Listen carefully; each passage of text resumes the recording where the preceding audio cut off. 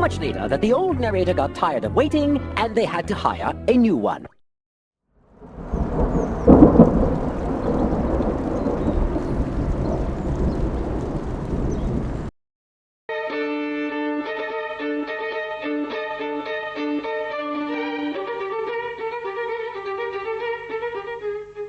We present Barry Foster as Sherlock Holmes and David Buck as Dr. Watson in a new dramatization of the short stories by Sir Arthur Conan Doyle, with John Hollis as Inspector Lestrade.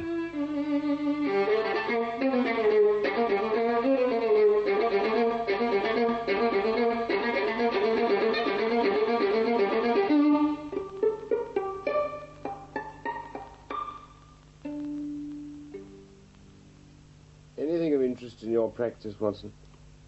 No. Anything of interest with you? No. Nothing particular.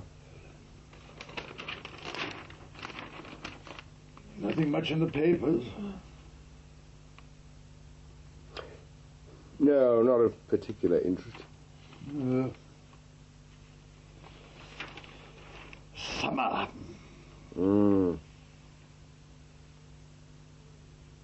Nothing unusual. No. No, nothing. Come in. Good morning, gentlemen. Inspector Lestrade, you're very welcome. Come in and sit down. Thank you. Now, tell us why you're here. Anything remarkable on hand? No. A cigar, Dr. Watson? No, thank you. You don't mind if I do? Not at all.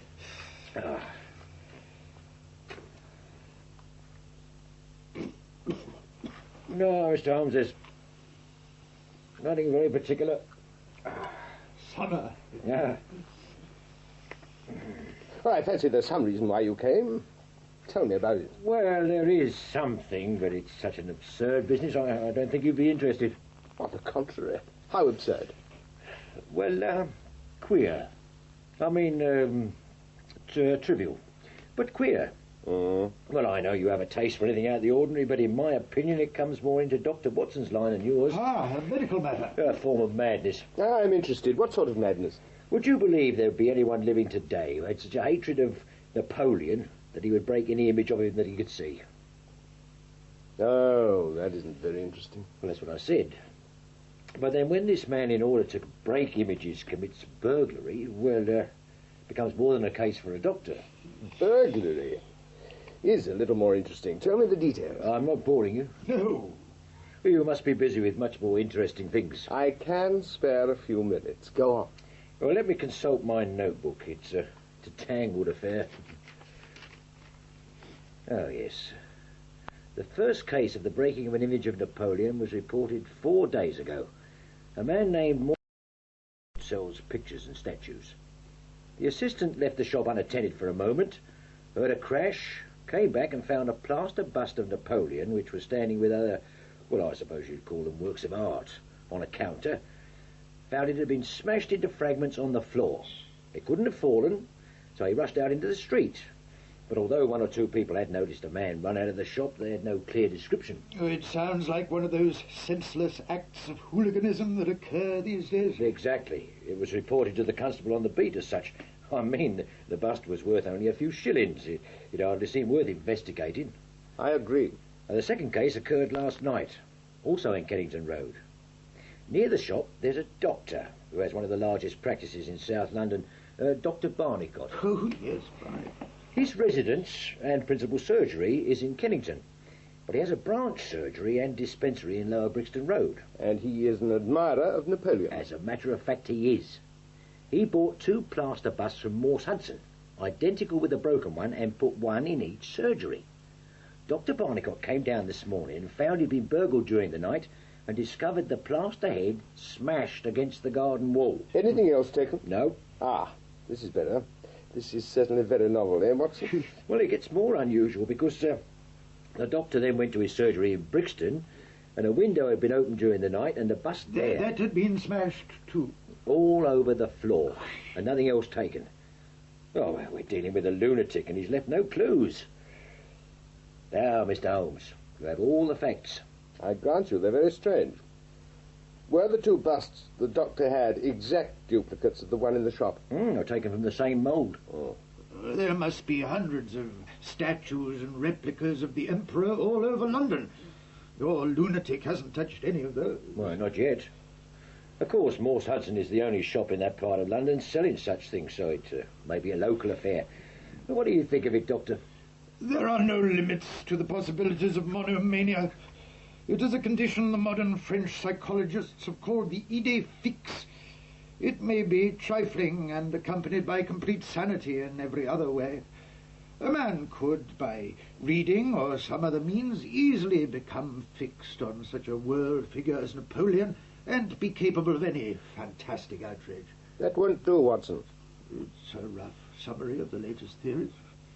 It's not quite my field. No, I mean, whether idée fixe or not, it does not explain how this monomaniac found out where the busts were. Well, how do you explain it? I don't attempt to. I only observe that there is a certain method in these eccentric proceedings. For instance, in the doctor's residence, where a sound might rouse the family, the bust was taken out into the garden before being broken, but in the Brixton surgery, it was smashed on the floor. That is curious, but it's still a very minor affair. Some of my most classic cases have had the least promising beginning. Watson, remember that dreadful business of the Abernethy family? Oh, yes. How did that start? It was brought to my notice by the depth to which the parsley had sunk in the butter on a hot day. So, let me know, Lestrade, if there are any fresh developments.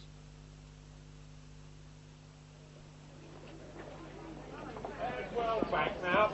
Move along now, please. Clear the pavement. There's nothing to see. Sorry, sir, you can't go in there. I'm Sherlock Holmes. Inspector Lestrade summoned me. Oh, I beg your pardon, sir. He's inside the house. Thank you. This gentleman is with me. Now, move along there. There's nothing to see. Well, attempted murder at least, I'd say, Watson. Nothing less will hold their attention.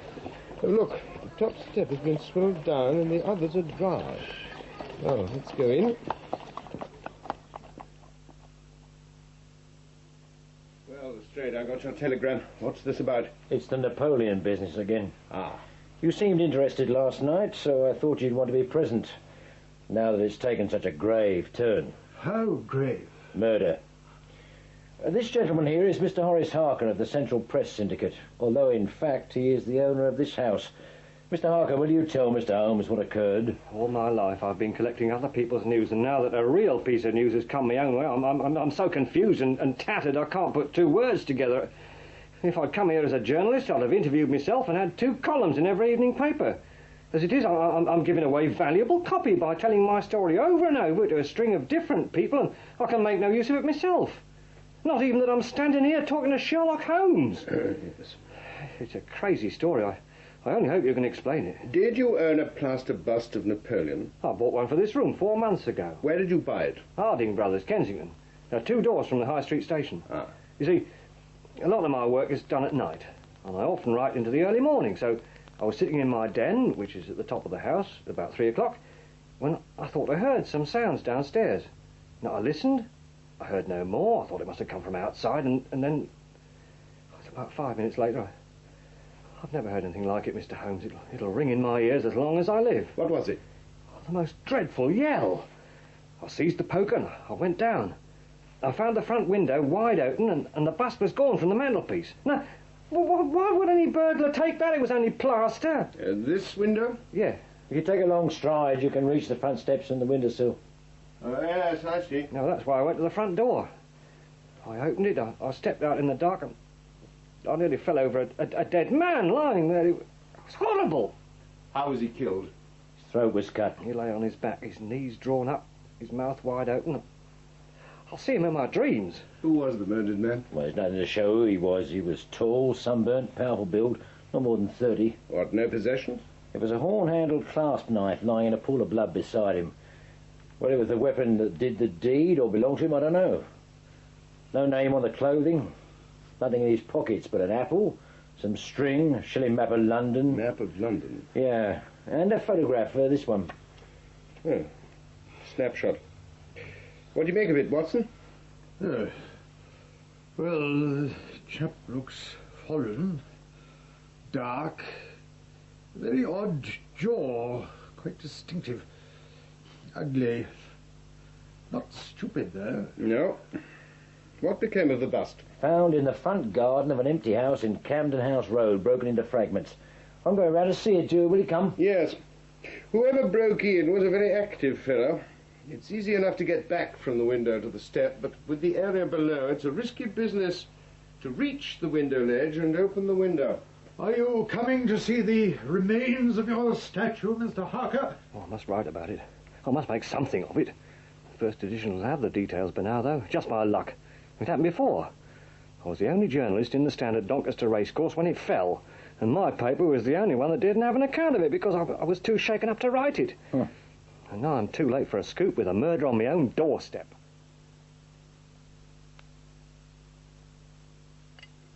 Completely smashed. In a frenzy, I'd say. Perhaps. Certainly a strange sort of criminal.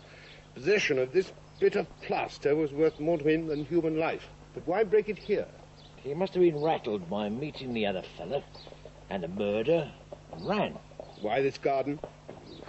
The house is empty. He wouldn't be disturbed. He passed another empty house before he came to this. I give up.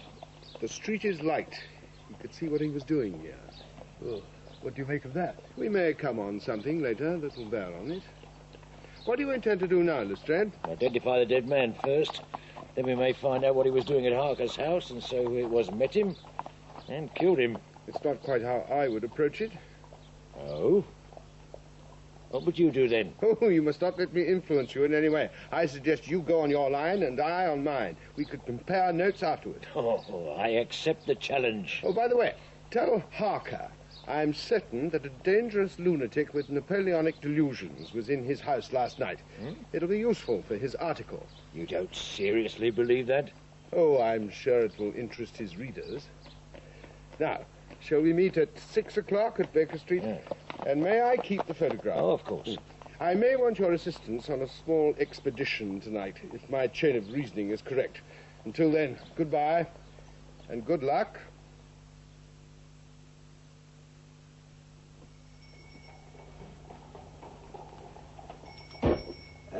Yes, gentlemen, what can I do for you? Are you Mr. Morse Hudson? I am. We're inquiring about a bust of Napoleon. Well, I'm afraid I don't have any. But you did have one that was broken. Yes, I don't know what we pay rates and taxes for when any ruffian can walk in off the street and break what he fancies and walk away. It's a nihilist plot, that's what it is. The doctor bought two and his got smashed. And why? Anarchists. No one but an anarchist would go about breaking statues. That's what they do, you know. Red Republicans, that's what I call them. They're behind it. Yes. Where did you get the statues from? Stepney, Gelder and Co. in Church Street. They're a well-known house in the trade. Have been for 20 years. Watson, show him the photograph. Oh, do you know this man? Oh, with a face like that, you wouldn't forget that easily. Yes, that's Beppo. He worked here. Did he? Is he here now? Oh, no, left last week. He was an Italian, kind of a piecework man. Could carve a bit, gild frames, that sort of thing. Do you know where he is now? No, I don't know where he came from, nor where he went to. I've nothing against him while he was here. Did Beppo leave before the bust was smashed? Oh, yes, 2 days before, as a matter of fact. But you mark my words, it's them anarchists. They're always smashing statues. Yes, nobody but an anarchist would do a thing like that. That is so, Mr. Holmes. It was a copy in marble of Devine's head of Napoleon. We have taken hundreds of plaster casts from it. Now, let me see. Yes, 3 were sent to Morse Hudson by us a year ago. Half of a batch of 6. Where did the other 3 go? To Harding Brothers of Kensington. By Jove. Do you know that someone has been going around destroying these busts? They aren't that bad. But can you think of a reason? No, none at all. They're worth practically nothing as works of art. They're just decoration. How much are they worth? We sell them for 6 shillings. A retailer could charge 12 shillings or more if he could get it. How is the cast made? In 2 halves. Each side of the face is cast in a mould, then they are joined together. Do you employ many Italians? Oh, yes. This is a traditional trade for them. Watson. Oh, do you know this man? Ah, do I know him? I know him very well. We have been in business, Gelders, for 30 years. No trouble, always respectable. And the only time we have the police, it was over this fellow. When was this? Just over a year ago. He knifed another Italian in the street, and then he came to the works with the police on his heels. He was captured here. Served me right for hiring a man with such a face. He was a good workman, though. What was his name? Beppo. Is he in prison? He only got 1 year. The other man lived. He's probably out by now. And the busts were sold by you a year ago? Yes. How very interesting.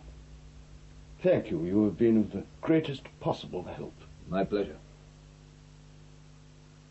Murder by madman!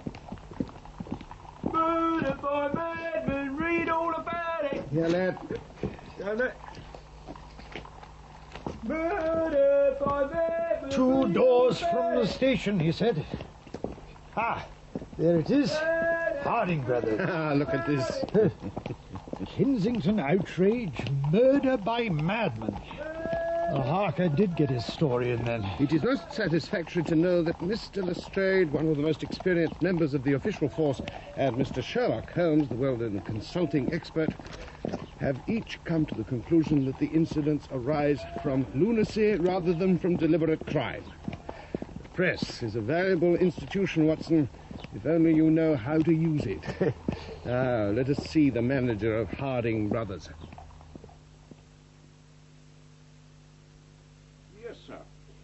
3 busts from Gelders. I sold one to Mr. Harker, one to Mr. Josiah Brown, there's the address, in Chiswick, and one to Mr. Sandford in Reading.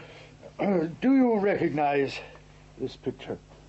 No, I do not. Do you employ Italians? A few? Could anyone see this sales book?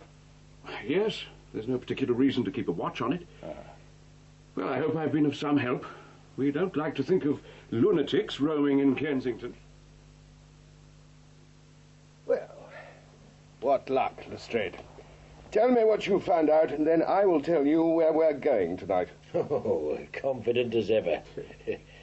What have you done today? We traced the busts from their beginning. Well, you have your own methods, but I think I may have done the better day's work. I dealt with the murder. I have identified the dead man and found a cause for the crime. Splendid. Tell us. We have a man who makes a speciality of the Italian community. Well, I asked Inspector Hill to look at the body. He knew him straight away. One of the worst villains in London, Pietro Vanucci. And, what's more, connected with the mafia, a secret political society which enforces its decrees by murder, which means that the other fellow was probably a member as well, who broke the rules somehow, and Pietro was set on his track. That's why he had the photograph and the map. He follows the fellow, sees him enter the house, waits for him. They have a scuffle, and the other fellow knifes Pietro. That must be how it happened. How's that for a day's work, Mr. Holmes? Excellent. But I didn't quite follow your explanation of the destruction of the busts. Oh, they're just petty larceny. Oh. This is the mafia. This is murder. What next, then? We go down to the Italian quarter and find the fellow in the photograph. Will you come with me tonight? I fancy going to Chiswick. Chiswick? Yes. There's no Italians in Chiswick. A bargain. If you will come with me tonight to Chiswick, I'll go with you tomorrow to the Italian quarter. How's that? A few hours won't make much difference. We shall not go out until late, probably 11, and we may have a long wait. Dine with us, Lestrade. Well, if it's what you want, I'll go with you. And anyway, I always enjoy dinner here, so the night won't be wasted. Good. Watson, would you ring for an express messenger? I have a letter to send, and it's important it goes at once. Yeah, of course.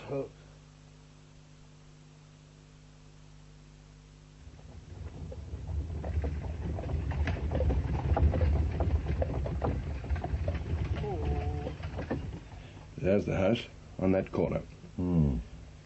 All dark. Must have gone to bed for the night. Seems very quiet. Don't know why you asked Dr. Watson here to bring a revolver. What are we expecting? Well, you see, in the matter of the busts, Chiswick is where... Watson, there's a deep shadow over there. Let's get out and take up our positions. We may not have long to wait. This is always the point where I most want a cigar. However... Holmes, yes, I see him. Where? At the side of the house. Must have come over the fence. Yeah. Now he'll enter the house.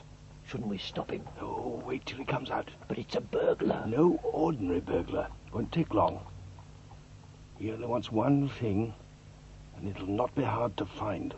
There. There's the flash of his dark lantern. I don't feel happy watching a crime be committed. Be patient.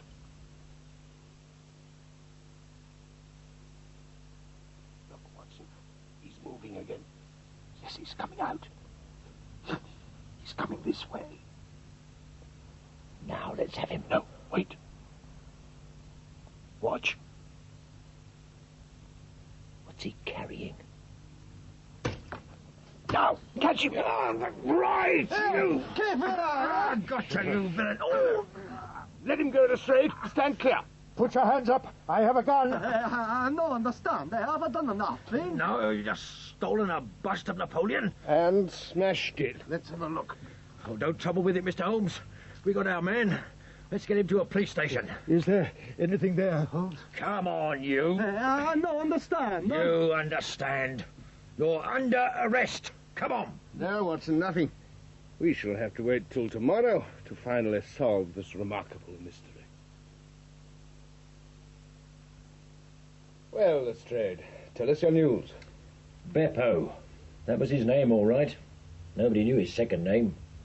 He'd been a bit of a sculptor, made a good living, but he had a streak of evil. He'd been in jail twice, once for theft and once for stabbing a fellow Italian. He could talk English perfectly well, but he wouldn't tell us anything about the busts. We even discovered he made them with his own hands, and he still wouldn't admit anything. They swear oaths of silence, you know. I still haven't found the proof, but I'm sure of the mafia being behind this. We have our man. That's the main thing. But not what he was after. Ah, that will be my man, I think. Watson, let him in. I'm Mr. Sandford from Reading. Is Mr. Sherlock Holmes here? I am he. Oh, Mr. Holmes, I got your letter.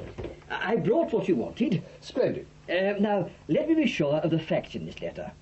It says, sir, I desire to possess a copy of Devine's Napoleon and am prepared to pay you £10 for the one which is in your possession. Is that right? Certainly. I must say, very much surprised, because I can't imagine how you knew I had such a thing. Mr. Harding told me he'd sold you the last copy. Oh, I see. Well, there's another matter, Mr. Holmes. Did he happen to tell you how much I paid for it? He did not. Well, I'm an honest man. I'm not a rich one, but I think before you offer me £10, you ought to know that I only gave 15 shillings for it. I have named the price, Mr. Sandford. I'm happy to stick to it. Well, that's very handsome of you. Here it is. Ah. And here is the £10. Thank you. Now, could you just sign this paper also, Mr. Sandford? It simply says that you transfer every possible right you ever had in the bust to me. Oh? I'm a methodical man. Oh, very well. Thank you. And I hope your journey has been worthwhile. It certainly has. I don't understand it, but I don't mind telling you, I wish it would happen more often. Well, good night, gentlemen. Good night, to you. £10? I thought the fellow was mad who was breaking them. Now I think you're mad for buying them. Holmes, what are you doing with that hammer? Yeah. Well, is there anything there? Ah. Embedded in the plaster. Look at that. Gentlemen, let me introduce to you the famous black pearl of the Borgias, the most famous pearl in the world. Amazing. Bravo. Yes. Oh, that's very good. Now, how did you know? It disappeared in London a year ago. You'll remember the case, Lestrade. I was consulted and could throw no light on it. Then suspicion fell on a maid. Oh, wasn't she Italian? Yeah. That's right. I remember her name now. It was Venucci. Yes. There is no doubt in my mind that this Pietro who was murdered 2 nights ago was her brother. I've been looking up the dates in the old files of the paper, and I find that the disappearance of the pearl was exactly 2 days before the arrest of Beppo for some crime of violence, an event which took place in the factory of Gelder & Co. at the very moment when these busts were being made. Now, you clearly see the sequence of events, though you see them, of course, in the inverse order to the way in which they presented themselves to me. Beppo had the pearl in his possession. Now, he may have stolen it from Pietro, he may have been Pietro's confederate, he may have been the go-between for Pietro and his sister. It is of no consequence to us which is the correct solution. The main fact is that he had the pearl, and at the moment when it was on his person, he was pursued by the police. He made for the factory in which he worked. He knew that he had only a few minutes in which to conceal this enormously valuable prize, which would otherwise be found on him when he was searched. 6 plaster casts of Napoleon were drying in the passage. One of them was still soft. In an instant, Beppo, a skillful workman, made a small hole in the wet plaster, dropped in the pearl, and with a few touches covered over the aperture once more. It was an admirable hiding place. Then he went to jail for a year, and the busts were scattered all over London. He wouldn't know which one contained the treasure. So he had to find them and break them. I see it all now. And he knew the trade. He could track them down. Meanwhile, Venucci was tracking him. And ended with his throat cut.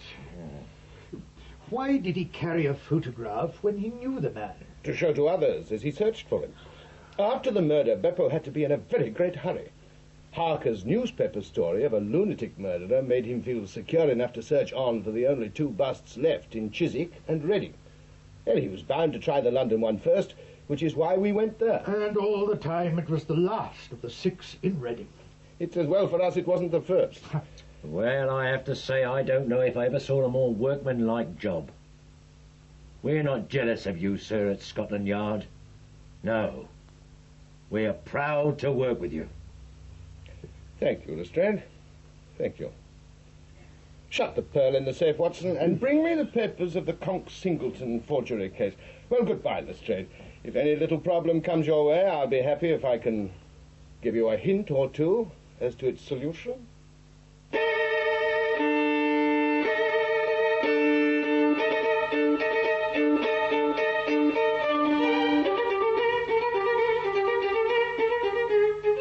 That was Barry Foster as Sherlock Holmes and David Buck as Dr. Watson in The 6 Napoleons by Sir Arthur Conan Doyle, dramatized for radio by Bill Morrison. Inspector Lestrade was played by John Hollis, Harker by Stephen Hancock, Morse Hudson and Beppo, Terry Malloy, the German manager, Roger Hume, Harding, Michael Harbour, and Sanford by Stanley Page. The play was directed in our Birmingham studios by Roger Pine.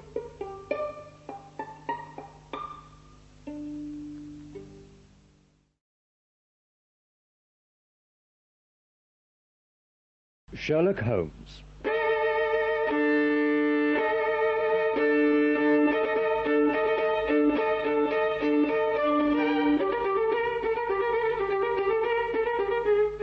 We present Barry Foster as Sherlock Holmes and David Buck as Dr. Watson in a new dramatization of the short stories by Sir Arthur Conan Doyle.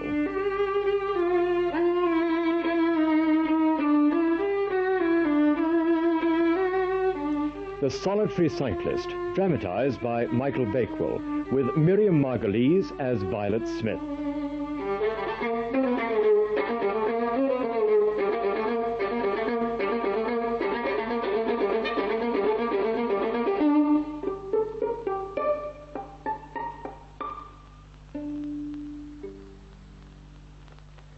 You observe, Watson, that characteristic little twitch on the rear leg of the letter H, you see? Oh, good Lord, yes. Now, if we compare it with the letter written to John Harden from Cricklewood, on October the 21st. Here. Oh, no. This is intolerable. Be a good chap, Watson, and send the fellow away. Mr. Holmes? Mr. Sherlock Holmes? No, madam, my name is Watson. Mr. Watson, it is I'm vital. Dr. Watson. I fear that Mr. Holmes is not... Mr. Holmes! Madam! I must talk to you.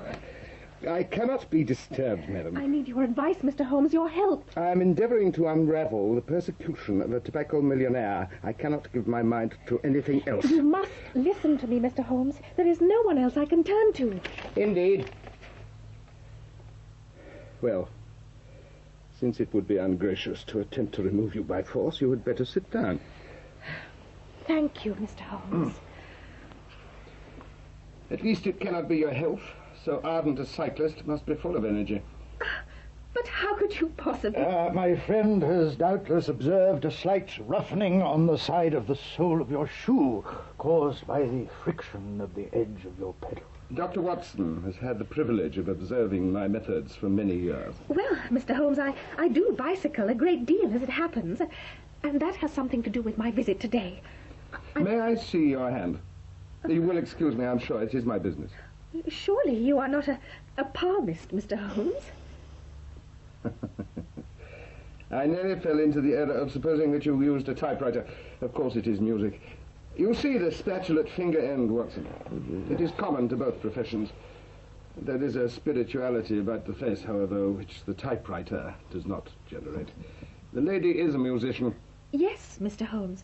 I teach music. In the country, I presume, to judge from your complexion. Yes, sir. Near Farnham, on the borders of Surrey. A beautiful neighbourhood. Now, what has happened to you near Farnham, on the borders of Surrey? My name is Violet Smith. My father used to conduct the orchestra at the old Imperial Theatre. Wilfrid Smith. He died 2 years ago, Mr. Holmes. I'm sorry to hear it. My mother and I were left without a relation in the world, except for my uncle, Rafe Smith, who went to Africa 25 years ago. We never heard a word from him. Then, one day, there was an advertisement in the Times inquiring our whereabouts. We were so excited. We thought someone had left us a fortune. But this was not the case? No, Mr. Holmes. We went to a lawyer's, where we met 2 gentlemen, Mr. Carruthers and Mr. Woodley, who were on a visit from South Africa. They were friends of my uncle's. He had died in poverty in Johannesburg, and with his last breath, he had asked them to see that we were in no want. Curious. For a man who had given no thought to you in his lifetime. They said he felt responsible for us after the death of my father. Mr. Woodley seemed to me to be quite odious. He was coarse and puffy-faced with a red moustache and a great opinion of himself. Mr. Carruthers was much older but more agreeable. He inquired how we were left, and when we told him that we were very poor, he suggested that I should come and teach music to his only daughter, aged 10. He offered me £100 a year, which was splendid pay. And you took the position? I didn't want to leave my mother on her own, but he suggested that I should go home every weekend, so I ended up by accepting. He was a widower. There was a very respectable elderly housekeeper, and Mr. Carruthers' little daughter was such an absolute dear that everything seemed to be splendid. And then? Mr. Woodley came down to stay for a week. It seemed like 3 months. He was a dreadful person, a bully to everyone else, but to me, something infinitely worse. He made odious love to me, boasted of his wealth, and said that if I married him, I would have the finest diamonds in London. When at last he saw I would have nothing to do with him, he seized me in his arms. He was hideously strong, and tried to kiss me. Mr. Carruthers came in and tore him away, and Mr. Woodley knocked him down and cut his face open. That was the end of his visit, as you can imagine. I was horrified. What if Cyril had found out? Cyril? Cyril Morton, an electrical engineer. We hope to be married at the end of the year. I'm sorry, I seem to have strayed from the point. Pray continue. Well, now comes the thing I wanted to talk to you about. I told you that every weekend I go home to see my mother. I ride from Chiltern Grange, that's where Mr. Carruthers lives, and catch the 12:20 from Farnham Station. It is a lonely road, particularly the mile or so past Charlington Hall, where you never see a soul. You couldn't find a more lonely tract of road anywhere, and it is quite rare to meet so much as a cart or a peasant, until you reach the high road near Crooksbury Hill. 2 weeks ago, I was on the loneliest part of the road when I looked behind me and saw a man on a bicycle.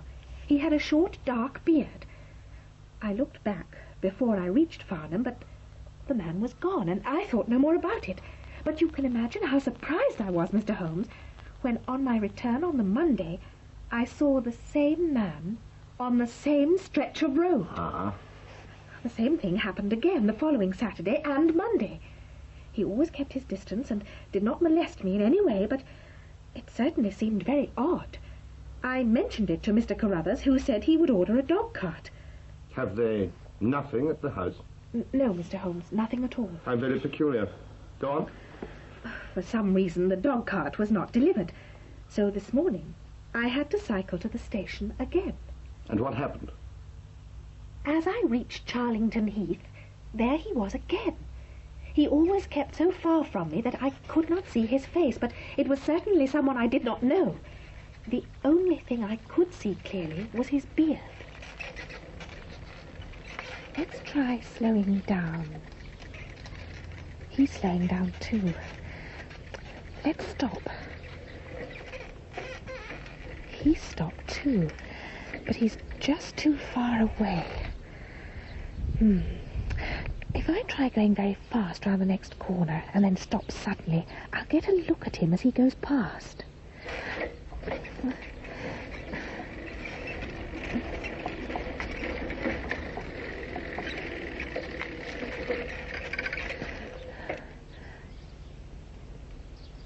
He's gone. He's vanished into thin air. This case certainly presents some features of its own. He could not have retreated down the road? I could see it for a clear mile. He was not on it. No side roads? None. And then he must have taken a footpath on one side or the other. Not on the side of the heath. I should have seen him. And on the other side? That's Charlington Hall. It stands in its own grounds. And then by a process of elimination, we arrive at the fact that he made his way there. Where is the man to whom you're engaged? He is in the Midland Electric Company at Coventry. He would not pay you a surprise visit. Oh, Mr. Holmes, as if I should not know him. Have you had any other admirers? Several. Before I met Cyril. And since? There was that dreadful man Woodley, if you can call him an admirer. No one else? It's hard to say. It may be a mere fancy, but it seems to me sometimes that my employer, Mr. Carruthers, takes a great deal of interest in me. He has never said anything and is a perfect gentleman, but a girl always knows. What does he do for a living? He is a rich man. With no carriage, nor horses? Well, at least he is fairly well-to-do. He goes into the city 2 or 3 times a week. He is deeply interested in South African gold shares. Well, Miss Smith, I am very busy just now. Yes. But I will find time to make a few inquiries into your case. You will let me know of any fresh developments. Of course, Mr. Holmes. In the meantime, take no step without letting me know. Goodbye. And I trust that we shall have nothing but good news from you. It is a part of the settled order of nature that such a girl should have followers, but for choice, not on bicycles in lonely country lanes. There are curious and suggestive details about the case, Watson. Or that the man should appear only at that point. Exactly. Our first effort must be to find out who are the tenants of Charlington Hall. And I'm fascinated by these two men, Carruthers and Woodley, such very different types. How came they both to be looking up Rafe Smith's relations? One more point. What sort of a household is it which pays double the market price for a governess, but does not keep a horse, although 6 miles from the station? Odd, Watson, there you are. You will go down there? No, my dear fellow, you will go down. This may be merely some trifling intrigue, and I cannot break my other important research because of it. On Monday, you will arrive at Farnham. You will conceal yourself near Charlington Heath, and act as your judgment advises.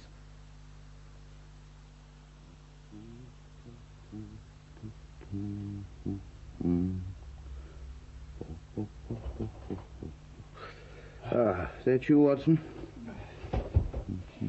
An excellent day, Holmes. Most rewarding. You know, Watson, I'm more than ever convinced that the letter posted in Lewisham on September the 3rd is not by the hand of the Dulwich postcard. Oh, but of course, my dear fellow, I'd quite forgot. You've been to the borders of Surrey. Sit yourself down and give me a report. Well, I caught the 9:13 from Waterloo in order to be in position when our young lady arrived. I found Charlington Heath without any difficulty and concealed myself. And then I saw the mysterious cyclist. Excellent. He was wearing a dark suit, and I could see that he had a black beard. When he reached the end of the grounds by Charlington Hall, he dismounted and went through a gap in the hedge. After a quarter of an hour, I saw our young lady cycling back from the station. As she got to the Charlington hedge, she looked about her. The moment she passed, the fellow with the black beard appeared from the hedge and went after her on his bicycle. She looked back at him and slowed her pace. He slowed also. She stopped, and he stopped. There were about 200 yards between them. Then she did a really splendid thing. Really? Pray tell me. She whisked her bicycle round and rode straight at him. But he was too quick for her, and he fled off again down the road. She gave up the chase and cycled back again. This time she didn't turn her head. And did you see the cyclist again? Oh, yes. After a time he came back very slowly and turned in by the hall gate. He got off his bicycle and seemed to be adjusting his necktie. Then he rode away down the drive towards the hall. And then what happened? I walked back to Farnham. I called in at a local house agent, but he knew nothing about Charlington Hall. He referred me to a firm in Pall Mall. And so you went there? Yes, I pretended I wanted the hall for the summer. But I was too late. It had been let a month ago to a Mr. I have it here somewhere. Mr. Williamson. Yeah, evidently a respectable elderly gentleman. So, there you are. You really have done remarkably badly, Watson. Did you get a close look at the mysterious cyclist? I saw him clearly enough. How close were you? I was behind a clump of gorse, about 200 yards away. You should have hidden in the hedge. But Holmes... Then you would have had a close view of this interesting person as it is. You can tell me even less than Miss Smith. She thinks she does not know the man. I'm convinced she does. Why, otherwise, should he be so desperately anxious that she should not get so near him as to see his features? And then, when you want to find out about the inhabitants of the hall, you go to a London house agent. Oh, what should I have done? Gone to the nearest public house, of course. That's the centre of country gossip. They would have told you every name in the household, from the master to the kitchen maid. Well, what have we gained from your expedition? The knowledge that the girl's story is true. I never doubted it. That the hall is tenanted by an old man called Williamson. Who's the better for that? Dash it all, Holmes. My dear fellow, don't look so depressed. I would quite like a little expedition to Farnham myself. I should be none the worse for a quiet, peaceful day in the country.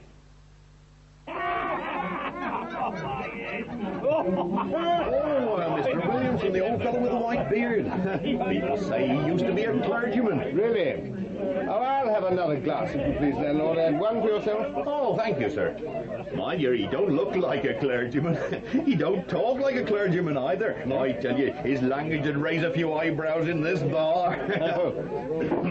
Thank you. Your health, sir. Oh, they're a warm welcome lot up at the hall, sir. Visitors every weekend. Now, there's one gentleman in particular, a Mr. Woodley, is. A fellow with a great red moustache. Oh, he's a lively feller, I can tell you. Why, only the other day he... Mr. Woodley, good to see you, sir. What'll it be? I was in the tap room. I heard every word. Who the devil are you, and why are you asking so many questions? Get your dirty frying pan!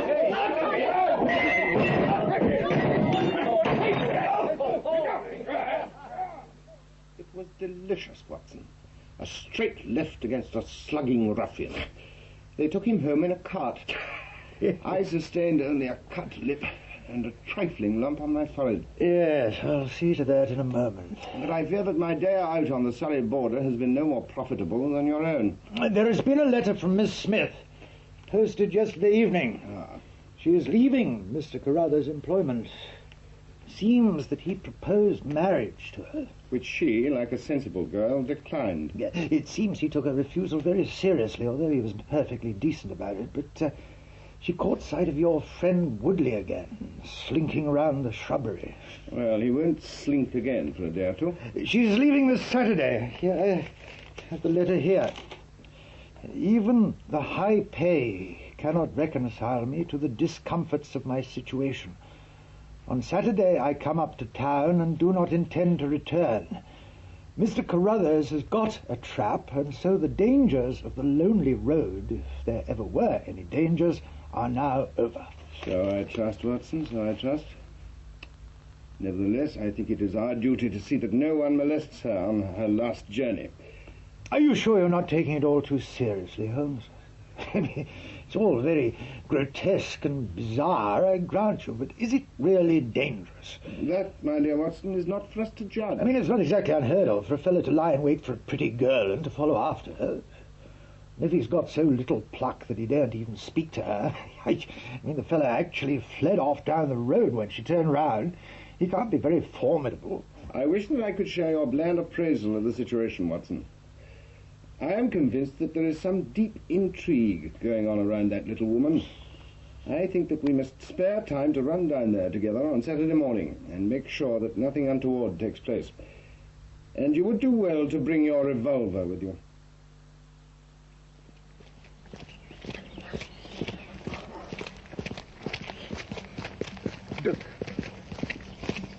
Do we have to go at such a pace, Holmes? Oh, forgive me, Watson. I'd forgotten you were not in training. I've allowed a margin of half an hour. The chimneys of Charlington Hall are already in sight. Look, there's something coming. Looks like a dog cart. If that is her trap, she must be making for the earlier train. She'll be past Charlington before we can possibly get there. Come on. Seems to be going at an unholy pace. My God, Watson, it's empty. It's abduction, Watson, murder, God knows what. Block the road, stop the horse. Go! That's it, now. Up you get. Now, let's make for the hall. Holmes! That's him! Ahead of us there on the road, that's our cyclist. And he's going like a racer. We'll soon overtake him. He's seen us, Holmes. He's going to block the road. Stop there! Stop! Pull up! Pull up, by George, or I'll put a bullet into your horse. Take the reins, Watson. I'll get down.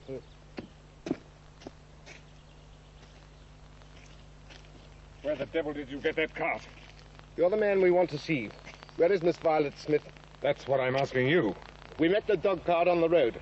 There was nobody in it. We drove back to see what had become of her. Then they've got her. That hellhound Woodley and the blackguard parson. What? Come on, man. They'll have taken her to the hall. Come on, Watson. Oh.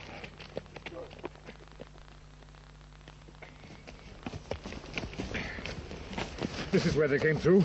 This way. There's someone in the bush. Huh? Hey, stop! It's Peter, the groom. He drove her. The brutes must have pulled him off and clubbed him. Well, we can't do him any good. But we may yet save her from the worst fate that can befall a woman. Come on. Hold hard a minute. They didn't go to the house. Here are their marks on the left by the laurel bushes.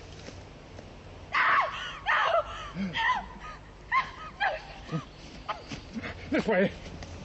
They're in the bowling alley. Oh, the cowardly dogs.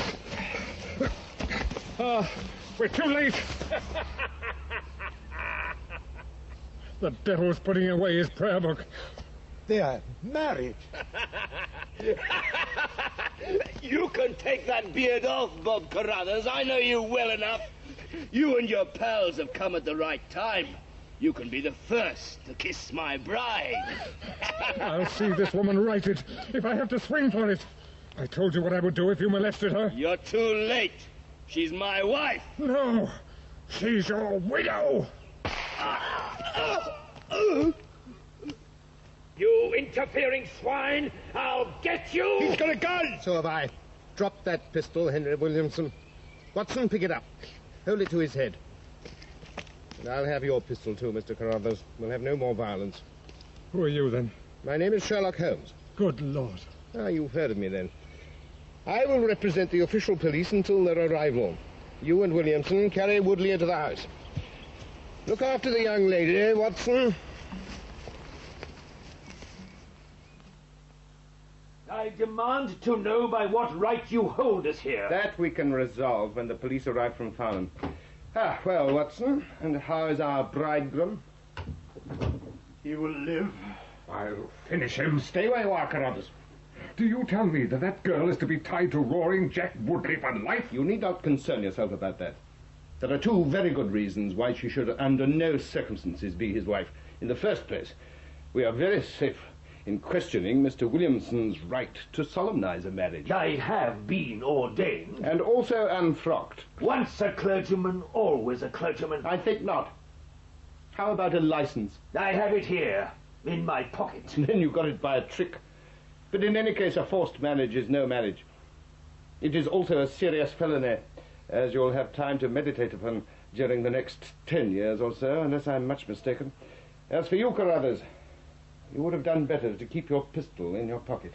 I begin to think so, Mr. Holmes.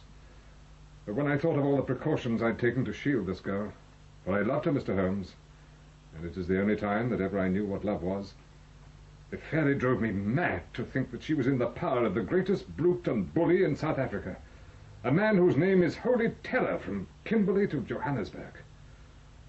Why, Mr. Holmes, you'd hardly believe it, but ever since that girl has been in my employment, I never once let her go past this house where I knew these rascals were lurking without following her on my bicycle just to see that she came to no harm. I kept my distance from her, and I wore a beard so that she should not recognize me, for she wouldn't have stayed in my employment long if she thought that I was following her about the country roads. Why didn't you warn her that these rogues were in Charlington Hall? She might have left me. I couldn't bear that. Even if she couldn't love me, it was a great deal just to see her dainty form around the house. You call that love, Mr. Carruthers, but I should call it selfishness. Well, maybe the two things go together. Anyway, when the cable came, I knew they were bound to make a move. What cable? I have it here. By God, if you shove us, Bob Carruthers, I'll serve you as you served Jack Woodley. Your reverence need not be excited. The case is clear enough against you. Let me see the cable. The old man is dead. I think I see how things worked. In the first place, the three of you came from South Africa on this game. Lie number one. I never saw either of them until 2 months ago, and I've never been in South Africa in my life. So you can put that in your pipe and smoke it, Mr. Busybody Holmes. Oh, very well. Two of you came over. His reverence is our own homemade article. Carruthers, you and Woodley. You had known Rafe Smith in South Africa. You had good reason to believe that he would not live long, and you found out that his niece would inherit a fortune. So you and Woodley came and hunted the girl. You pretended that Rafe Smith was already dead. One of you was to marry her, and the other would share in the plunder.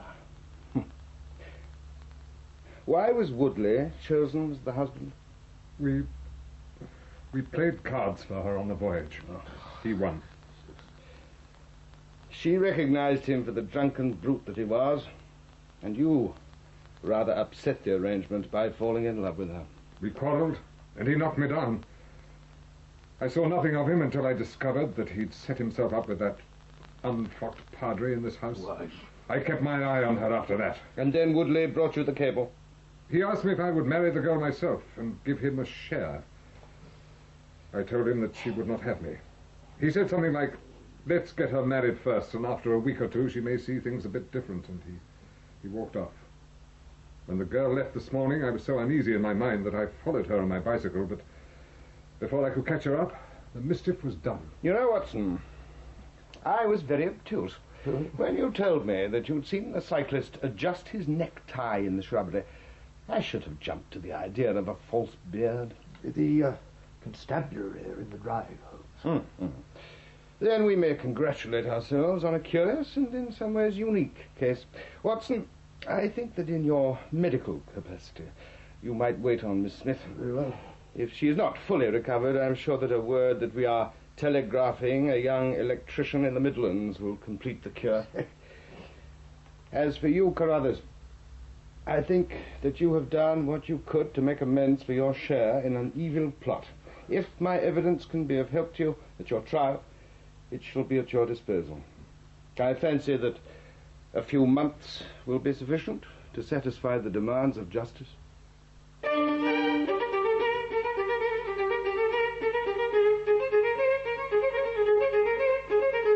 That was Barry Foster as Sherlock Holmes and David Buck as Dr. Watson in The Solitary Cyclist by Sir Arthur Conan Doyle, dramatized for radio by Michael Bakewell.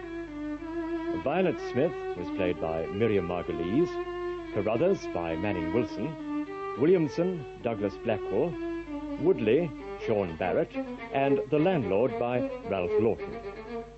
The play was directed in our Birmingham studios by Michael Bakewell.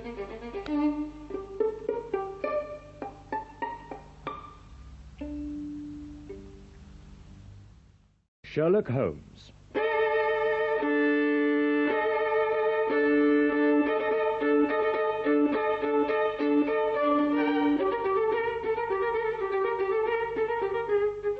We present Barry Foster as Sherlock Holmes and David Buck as Dr. Watson in a new dramatization of the short stories by Sir Arthur Conan Doyle.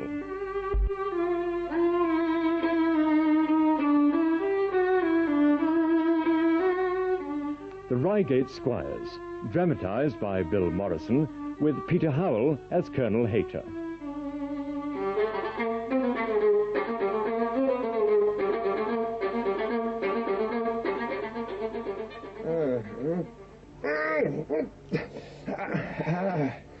That's more like it, Holmes. Just relax now. What? Do you know me? Yes. Good. I've just given you an injection to relax you. Prescription of my own. Not that devilish substance you often resort to. You're exhausted, man. Do you know where you are? Yes. Well, what's to be done? Why are you here? Nothing's to be done. They sent me a telegram. I came to Lyon at once. Well, I must get up. No, the case is over. Yes, the Netherlands-Sumatra Company affair is over. Successfully over. Yes, I know it is. What's to be done? I told you nothing. Look, you've been working 15 hours a day for weeks. You collapsed when the case was over, so they sent for me at once. That is the only reason I am here. It's a clear case of nervous exhaustion, nothing worse, old friend. Well, you're feeling better now? I must be ready. Oh, just relax, Holmes. Sleep. You thoroughly deserve it. I must say you are the object of great congratulation. I care nothing for that. You just need a few days of rest, then you'll be yourself again. Yeah, you'll be fine once we're back in England.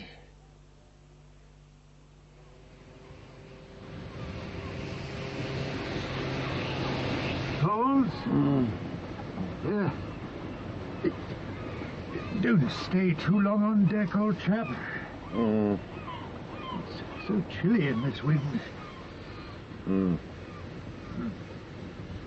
Still, change of scene, very refreshing. I always find it so, don't you?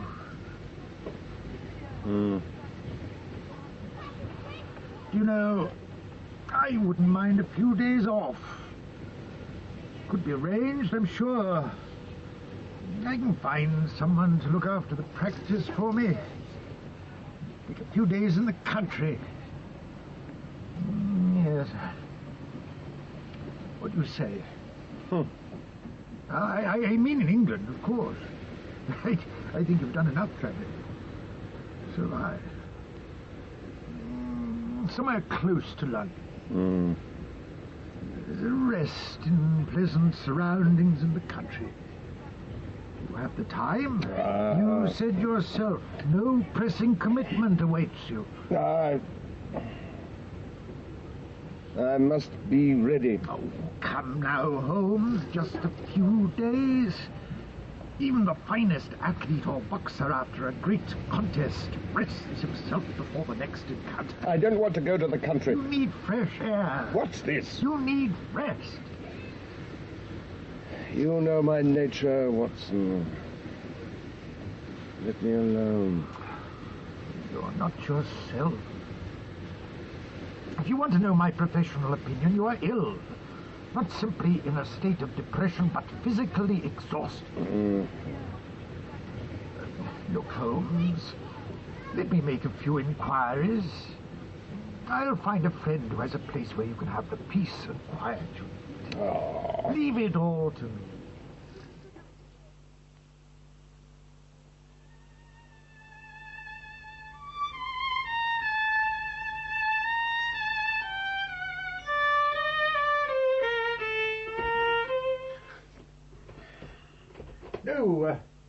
No, keep playing.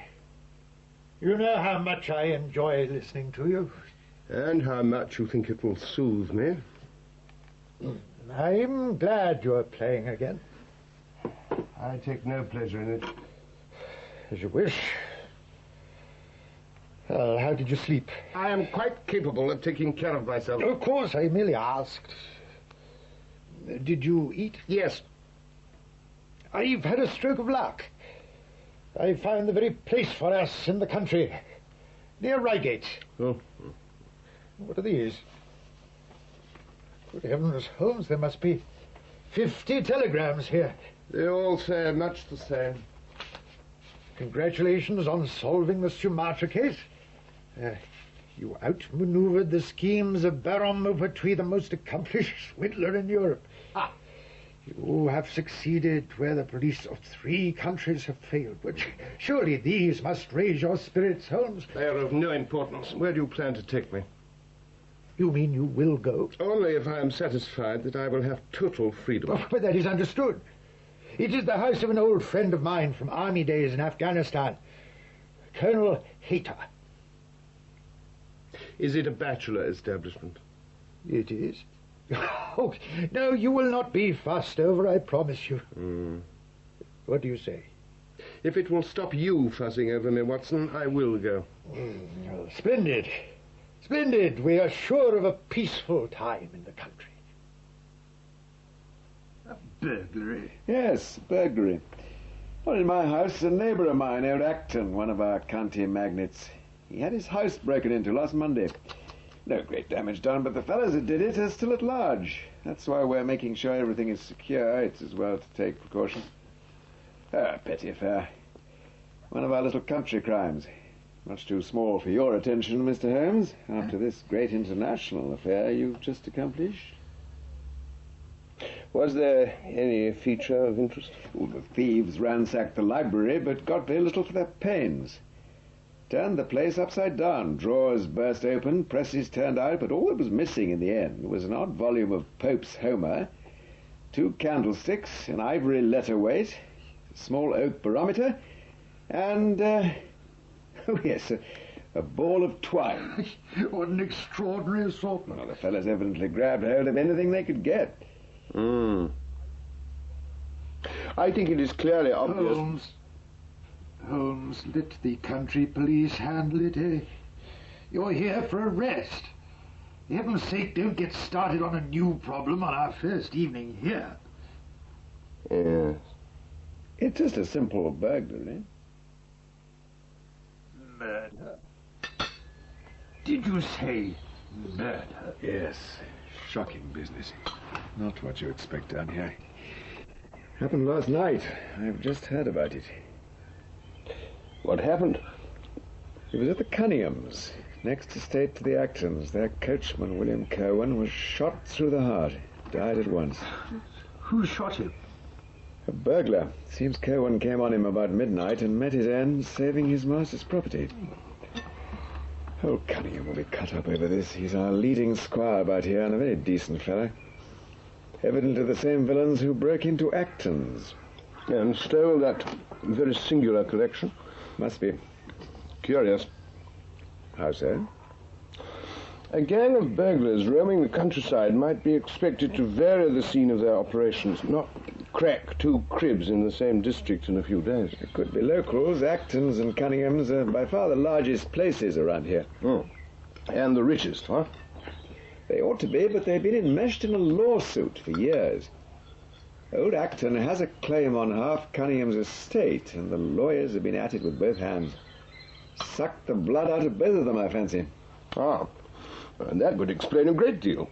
Holmes. Oh, it may prove a very simple matter. I don't intend to meddle, Watson. Inspector Forrester has called, sir. Oh. Show him in. This way, sir. Thank you. Come in, Inspector. How can we help you? I hope I don't intrude, gentlemen, but I heard that Mr. Holmes of Baker Street is here. I am Sherlock Holmes.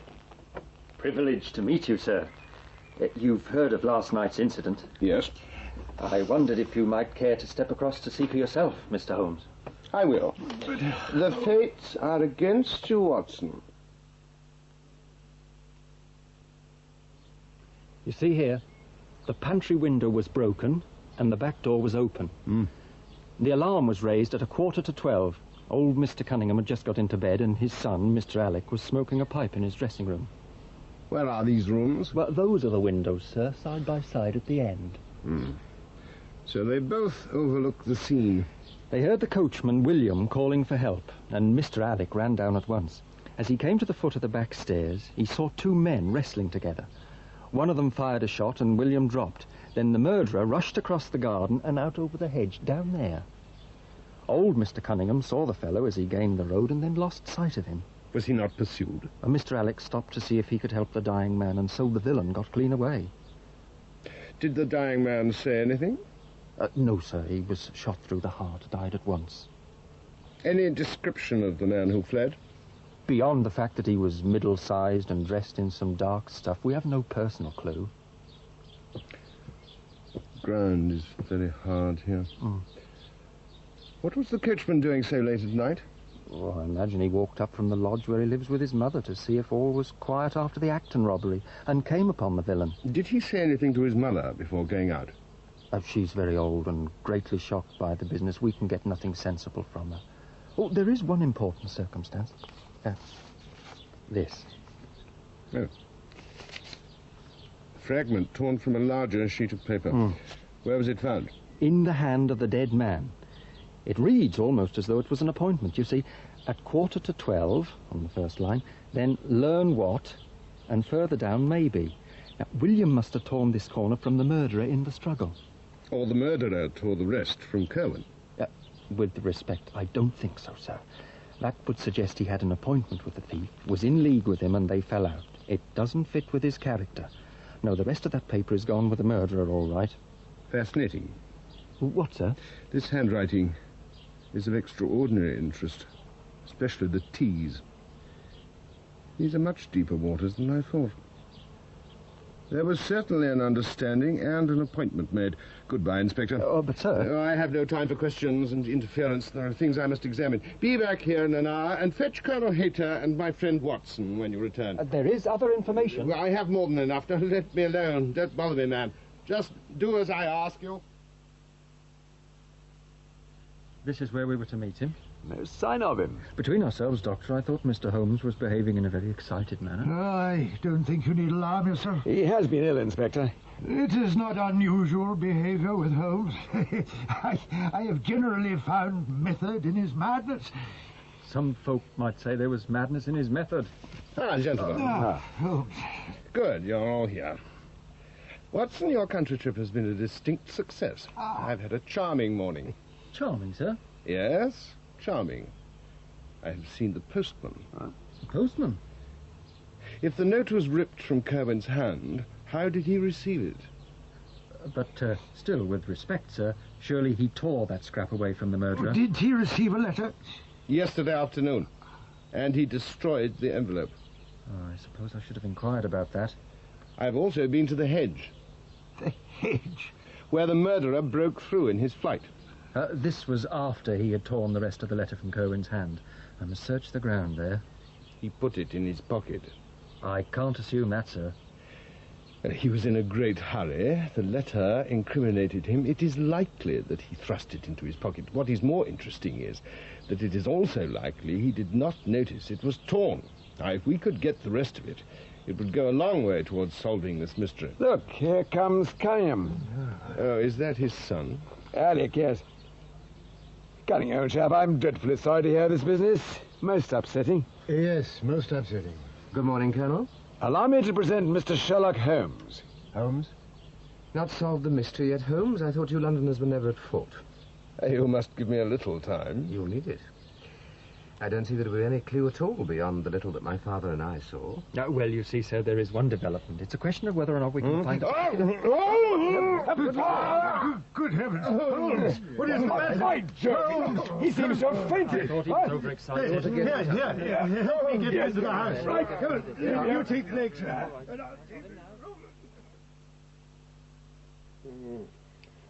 There we are, that's better. Easy now. You drink some of this, eh? Better? Thank you, Watson. What happened? You had a mild nervous attack. You fainted. You must rest, Holmes. You've been overdoing it again. I apologize for my weakness, gentlemen. Please forgive me. Oh, not at all. Watson will tell you that I am just recovering from an illness, and I am liable to these sudden attacks. Most unusual, I'd have thought, Holmes. Shall I order my carriage to take you home? In a moment, perhaps. Just let me rest a minute. If you don't mind, I'll get on about the business. Oh, while I'm here, Inspector, there is a point I'm not sure of that we can easily verify. Oh, what is that, sir? I think, Mr. Holmes, perhaps a later time would be better. Let us examine the door that was forced. I am much better. Let me help you. I can walk quite well, Watson. A chisel or a strong knife was thrust in here, and the lock forced back with it. You can see the marks on the wood there.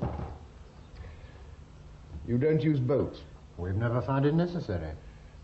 Do you keep a dog? Yes, but she's chained up on the other side of the house. When do the servants go to bed? About 10. Including the coachman? I don't see where all this is leading to. It is singular that on that particular night, Kerwin should have been up, around midnight, to surprise the burglar after he'd entered the house. It was before he entered the house. Before? I would have heard anyone moving about inside. You were sitting in your dressing room smoking. Which window is that? We have been over all this. The next to last window beside my father's. And both your lamps were lit? Yes. Watson, would you risk breaking into a house when the lights were still off? Well, it's very odd. Very odd burglar. If he had been in the house before William tackled him, we should have found things disarrayed and missing. Of course, you're right. You see? He was obviously a cool hand. Experienced. After all, he burgled Acton's place. And took, what was it, paperweight and a ball of twine? Look, Holmes, we're willing to help you and the inspector in any way we can, but you don't suggest a course of action to catch the fellow. I do. I want you to offer a reward. Now, have you a paper and pen, and I'll jot down the form? Yes, come inside.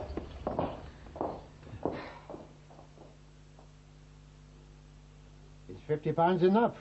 I would willingly give 500. William was a very decent fellow. Yes, indeed. Oh, this is not quite correct. I raised it in rather a hurry. You see, you begin, whereas at about 1:45 on Tuesday morning an attempt was made, it was 11:45, as a matter of fact. Oh, I'm so sorry. Pretty elementary mistake for a great detective. But of course, you have been ill. I think perhaps we should go home, Holmes. I'll correct this. I'll write the proper time down. If you would. 12, yes. Yeah. Will you and the inspector get it printed as soon as possible? I'll take it with me. Now, I think it would be a good thing to go over the house together and make sure the burglar did not carry anything away with him. Is this necessary? I told you. He never got inside. Let's do as Holmes asks. It won't take long, will it? If nothing else will satisfy him. Inspector, do come with us. If it won't take long, sir.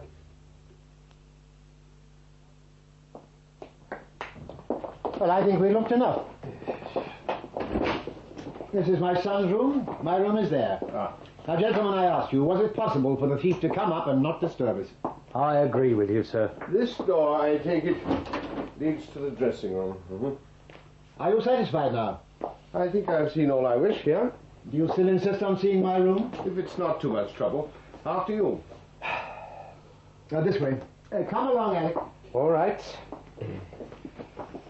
This isn't getting us anywhere, Dr. Watson. I'm sure he must have his own good reasons. He doesn't seem quite recovered. Oh, I didn't like to say. I mean, a man with his reputation. But I have my investigation to pursue, and I can't waste time. Let's follow them. It won't take long. It won't lead anywhere. Ah, gentlemen, come over here and have a look from this window. I think it is most interesting. Most interesting. I can't see anything of unusual interest. I'll just have a word with Watson. No, Father, perhaps the great detective can see things we can't. Don't question me, Watson. Just take the blame. Heavens! I'm terribly sorry. How very clumsy of me. I seem to have knocked over the table, and there's water and fruits all over. Yes, I hope it's not too expensive a cup. Yes.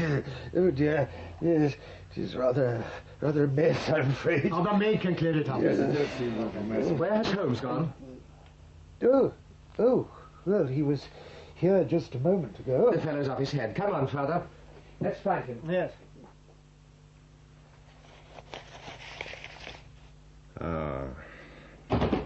Leave that. Damn you. Is this your dressing gown? Give it to me.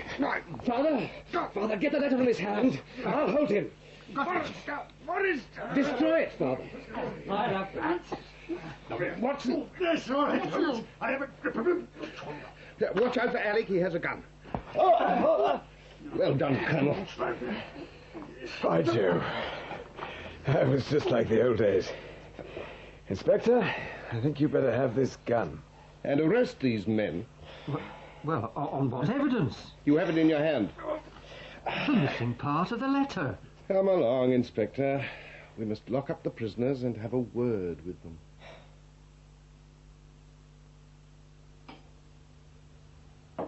Brandy, Holmes? I will. My strength has been rather tried of late. I'm afraid, Colonel, my visit to you has been disruptive. Not at all. I've been fascinated by your methods and baffled. Do you, Watson? Please, yes. We all want an explanation, Holmes, but do take it quietly. We don't want another of those nervous attacks. Oh, I'll come to that presently. Here you are, Holmes. Thank you. Watson? Thank you, Colonel. It is of the highest importance in the art of detection to be able to recognize out of a number of facts which are incidental and which vital. Yeah. Now, in this case, I had no doubt from the first that the key lay in the scrap of paper in the dead man's hand. I also make a point of never having any prejudice and following where a fact may lead me. Now, the inspector made the mistake of assuming that the squire and his son could not possibly be criminally involved. And yet their story was that the burglar fled instantly. Therefore, he had no time to snatch the letter from the coachman. Therefore, only young Cunningham could have done so before the servants and his father arrived. I was aware of this from the very first. But then, when I examined the scrap of paper... Yes, all it contains are 7 words on 3 lines. At 11:45, learn what and maybe. Not much to be made of that. Look closer. It has an irregular look. It was written by 2 people doing alternate words. Look at the T's. I said this at the time. It has always been my habit to hide none of my methods. By Jove, yes. The T's of at and to are very firm, but in quarter and 12 they're faint, weak. Do you see what? Yes. But why do alternate words? One man distrusted the other and was determined they should have an equal hand in the business. The stronger of the 2 wrote his words first. And left blanks for the other. Yes, you see, Carol, some words are squeezed in. All that is superficial. The important point is the age of the 2 men. But how do you tell from 7 words on a scrap of paper? One is a bold hand, the other is rather broken-backed. So, if it was not an invalid, it must be an older man. And they had to be blood relatives. It may be most obvious to you in the Greek character of the E's. Of course, I'm giving you only the leading results of my examination. There were 23 other deductions, which would be of more interest to handwriting experts. But they all deepened my impression that the Cunninghams, father and son, wrote the letter. And then I examined the hedge. To look for footprints. There was a broadish ditch, moist at the bottom. Now, there need have been no signs at the scene of the struggle, for the ground was hard there. But there should have been signs of fight through the hedge and in the ditch. There were none. Yet the Cunninghams swore that they saw the man run off in that direction, so they were lying. But why go to such lengths? What was the motive? Remember, although there was no mysterious burglar at Cunningham's, there was a burglar the previous night at Acton's who stole some very odd things. Yes, that struck me. Do you suppose they were stolen to divert suspicion from the real object of the burglary? The court case. Acton had a very good claim on half the Cunninghams' present estate. He would ruin them. By Jove, I see it now. They were after legal papers. They did it themselves. Well, all this was clear enough from the start, but I needed the missing part of the letter. If Alec had taken it, he must surely have thrust it into the pocket of his dressing gown. The question was, if it was still there. I had to find it before witnesses, and so I had you summoned to the house. Now, you remember the Cunninghams joined us, and the inspector was about to tell them of the torn corner when, by the luckiest chance in the world, I tumbled down in a sort of fit, and so changed the conversation. You mean that was all an act? Did you realize that, Watson? It absolutely convinced me. And then I made a foolish mistake over writing down the time of the murder. My weakness embarrassed you, rather, Watson. I'm afraid it did. I made Cunningham correct it in his own handwriting, changing 1 to 12, as in the note. Oh, I was blind to all this. You allowed emotion to overrule your observation. And once I had compared the handwriting, I was sure. All I had to do was get a moment alone in Alec's dressing room to examine the pockets of his gown, and there, I'm afraid I embarrassed you again, Watson. Didn't you knock over the table, Watson? No, it was Holmes who actually pushed it. I was left to take the blame. Another fine piece of acting. And that distraction gave you the chance, and so we caught him. Fine work. I think you deserve another brandy. Thank you. But Holmes, this was not simply robbery, it was murder. The murder of a poor, honest coachman. Thank you. Why? Honest enough, until he was tempted. Old Cunningham confessed it all. The coachman followed them secretly on the night they raided Acton's, saw his opportunity, and being unable to resist, he tried to blackmail them. Yes, young Alec wasn't the sort to play that dangerous game with. No. He had the idea to use the burglary scam. He sent Cohen a letter to bring him to the house, shot him, and blamed a mysterious burglar. If the note had not been torn, we might never have proved anything. The first lines of the note, read in full, are, If you will only come round at 11:45 to the East Gate, you will learn what will very much surprise you and may be of the greatest service to you. Thus, Kerwin was lured to the house and paid for his greed with his life. I must have been desperate. Greed is universal, whether squire or coachman. I'm afraid I made much the same assumptions as the inspector. I should have known better. Army ought to teach a man a thing or two about nature. I was grateful for your help, Colonel, to disarm a desperate man. Oh, it was nothing. Although I was sure I'd done with that sort of thing when I retired out here. Well, I'm sorry you've had anything but the quiet time I promised you. It's hardly the best means of convalescence. On the contrary, it has renewed my faith in Watson's prescriptions. I think our rest in the country has been a distinct success. I shall agree willingly the next time. It's all very well for you, Holmes, but after all the confusion and excitement, I think I need a dose of my own medicine.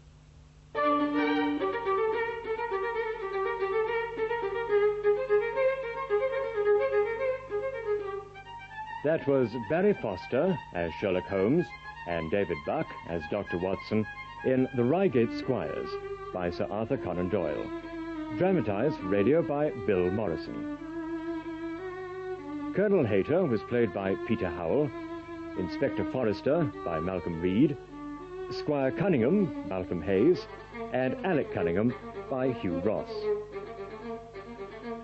The play was directed in our Birmingham studios by Peter Novis.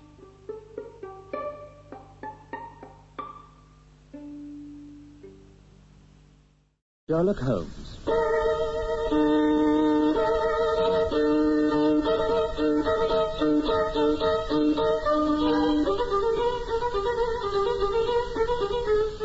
We present Barry Foster as Sherlock Holmes and David Buck as Dr. Watson in a new dramatization of the short stories by Sir Arthur Conan Doyle.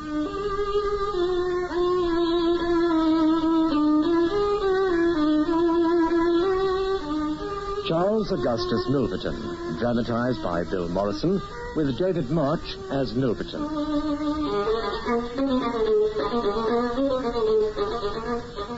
Holmes? You haven't spoken for an hour. What has you looking so grimly into the fire? This calling card. Charles Augustus Milverton, Appledore Towers, Hampstead. Agents. Will call at 6:30. He's late. Have you ever stood before the serpents in the zoo, Watson? Yes. Even though I am a doctor and a man of science, I can't help shuddering when I see them. How they slither and slide with their deadly eyes and wicked, fattened faces. That is how this Milverton impresses me. You've met the man, then? I've had to do with 50 murderers in my career, but the worst of them never gave me the repulsion I have for this fellow. And yet I can't get out of doing business with him. Indeed, he's here at my invitation. Why? Who is he? The king of all the blackmailers. Ah, I understand. It is an evil trade. Heaven help the man, and still more the woman, whose secrets and reputation come into the power of Milverton. He will squeeze and squeeze till he has drained them dry. But how does he discover these secrets? Oh, the fellow is a genius in his way. There are always those who will betray for money. He has an instinct and many contacts. He lets it be known that he will pay for letters which compromise people of wealth or position. He gets them not only from treacherous valets and maids, but frequently from genteel ruffians who have gained the affection of trusting women. And they all go to him, to Milverton. He pays very well. I happen to know he paid £700 to a footman for a note 2 lines in length. And the ruin of a noble family was the result. Hundreds in the city turn white at the mention of his name. Desperate. He has cunning and infinite patience. He will hold a card back years in order to play it out at the moment when the stake is highest. Who is worse, a murderer who kills in hot blood, or a man who methodically and at his leisure tortures the soul for money? But surely the fellow must be within the grasp of the law. His victims dare not hit back. Even if they did, he would get but a few months' imprisonment. How would that profit a woman if the result must also be her ruin? Can nothing be done? If he ever blackmailed an innocent person, we should have him. But he's too cunning for that. No, we must find other ways to fight him. But how? Not with the law. Yet something should be done. Why is he coming here now? Yes. A client has placed her case in my hands. Lady Eva Blackwell. By Jove. She was considered the most beautiful debutante of last season. Didn't I read she was to be married very soon? In a fortnight. To the Earl of Dovercourt. Holmes, I feel thwarted myself, even asking you this question, but has there been any indiscretion? Oh, it has to be faced. People are often foolish in matters of emotion. But they should not suffer for it the way this man tortures them. She wrote several letters. Imprudent letters, really nothing more, to a young squire in the country. Milverton will send them to the Earl unless a large sum of money is paid to him. I've been commissioned to make the best terms I can. Oh, that will be him. Open the door, will you, Watson?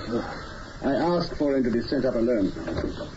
Good evening, Mr. Holmes. It is a pleasure to meet you.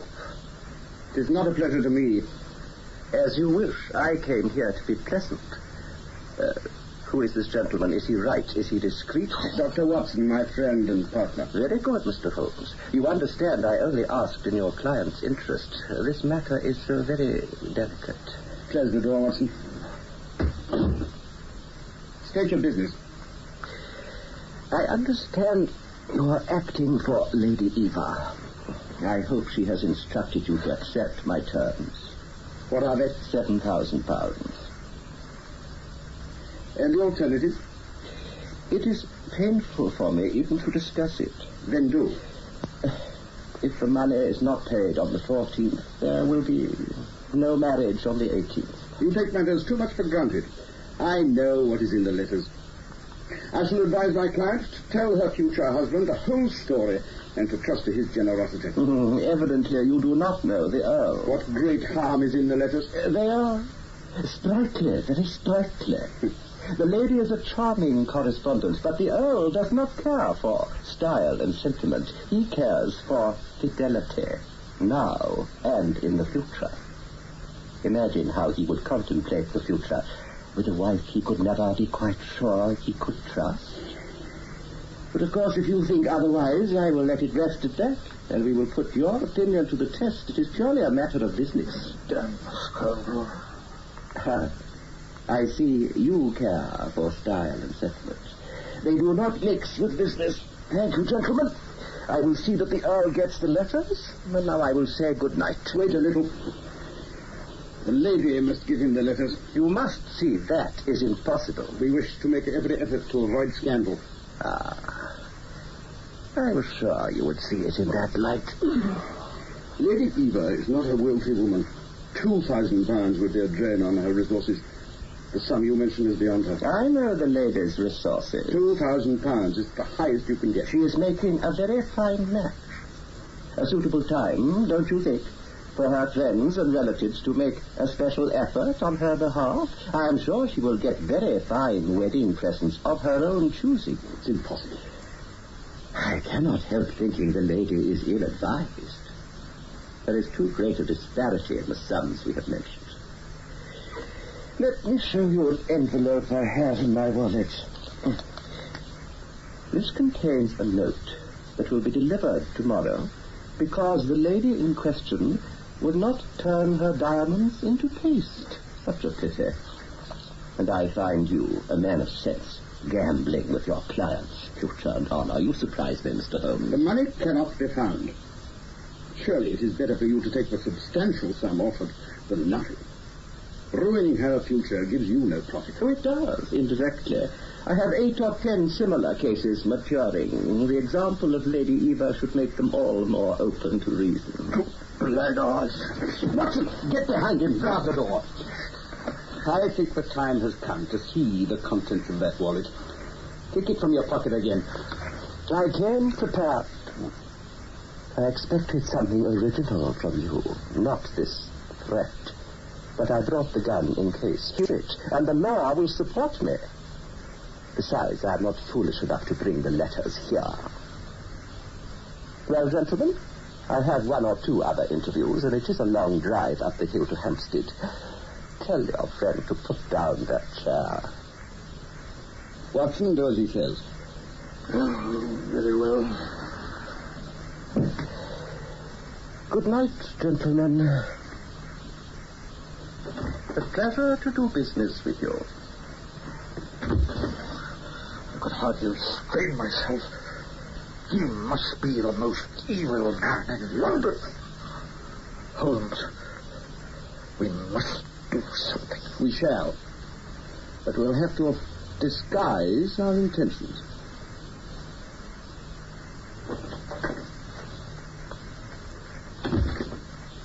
Evening, Gob. Cold night tonight. Who are you? Where did you spring from? Look, get out of here now. Steady, Watson, steady. Holmes.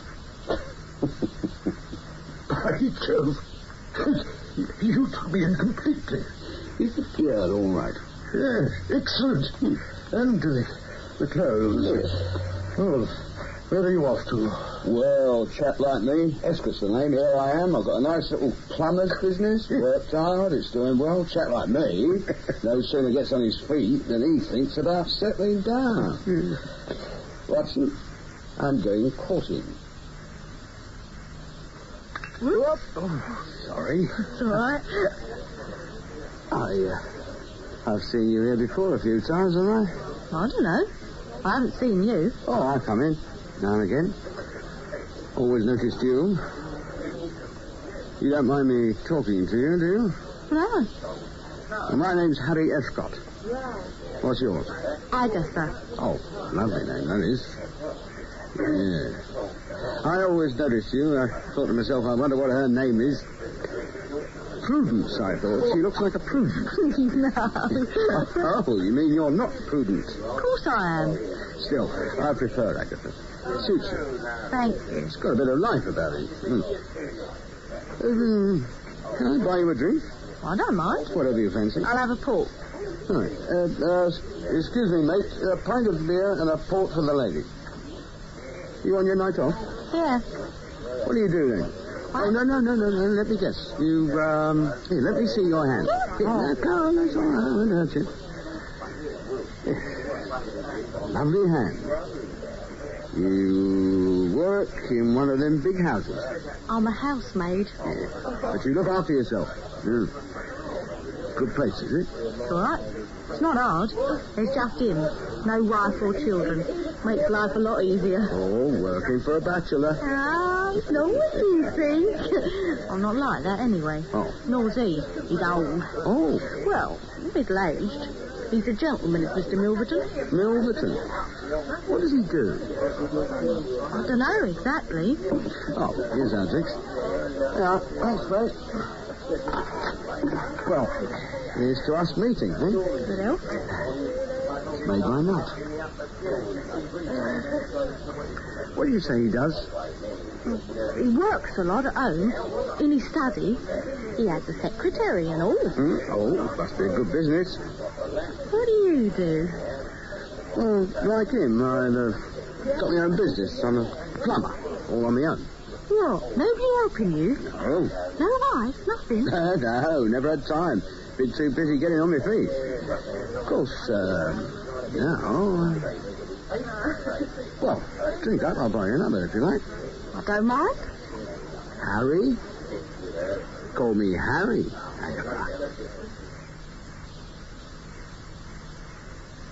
Well, Holmes, it's good to see you looking like yourself again.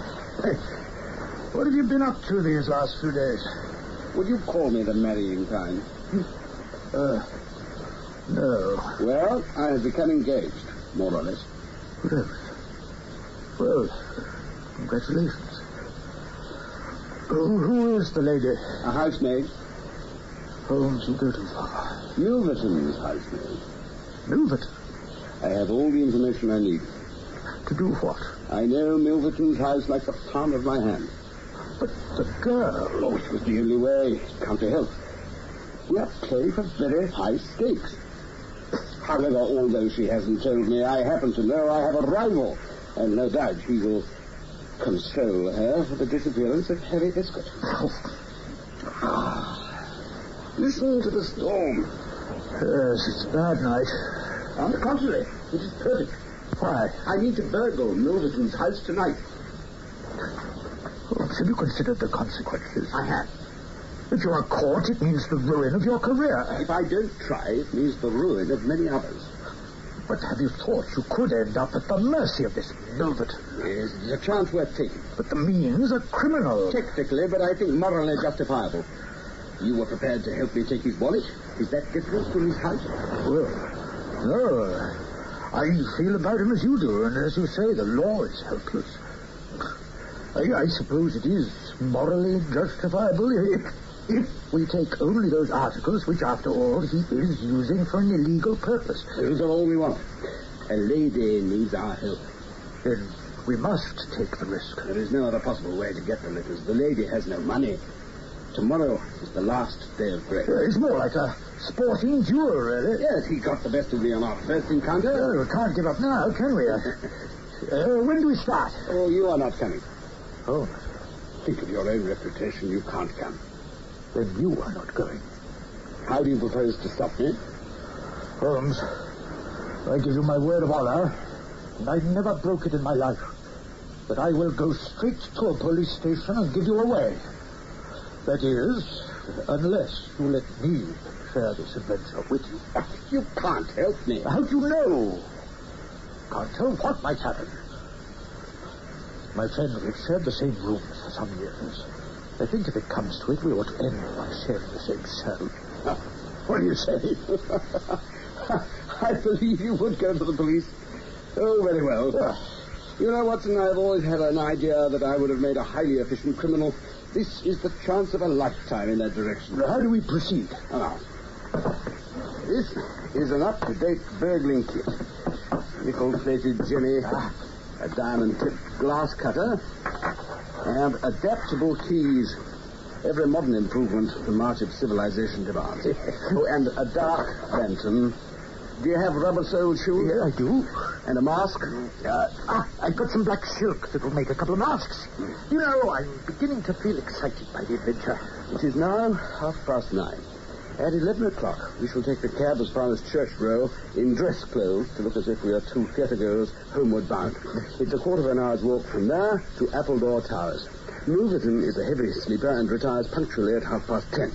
The dog will be chained up by Agatha. With luck, we will be back by 2 with Lady Eva's letters in our pocket.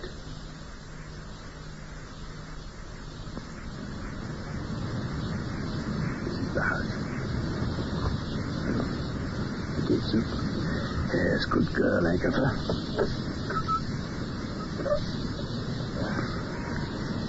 We might put our masks on here, I think.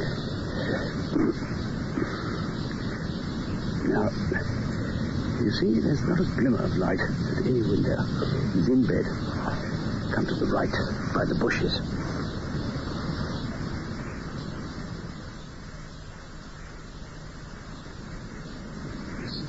Up to the veranda where the study is. Yes. But the door into it is bolted. We must get there from inside the house.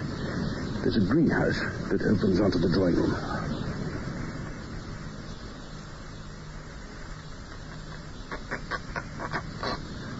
Now, careful, Watson.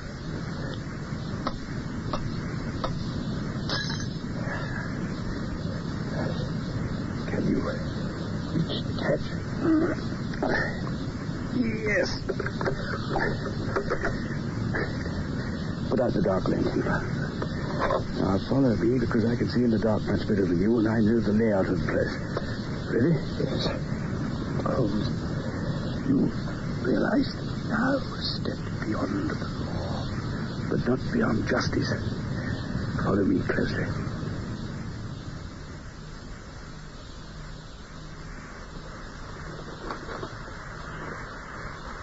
Good. Curtains are drawn across. We can risk a light. Is that a big window behind? Yes. And there is the safe. And that presumably is the entrance to the bedroom. Yes. All seems to be quiet. Holmes. What? The door to the veranda isn't bolted. So, I don't understand. Can't make that out. Can I do anything? Stand by the study door. If you hear anyone come, lock it. And we'll escape by the veranda if I've opened the safe and our job is done. If not, we hide behind the window curtain and hope. Understood?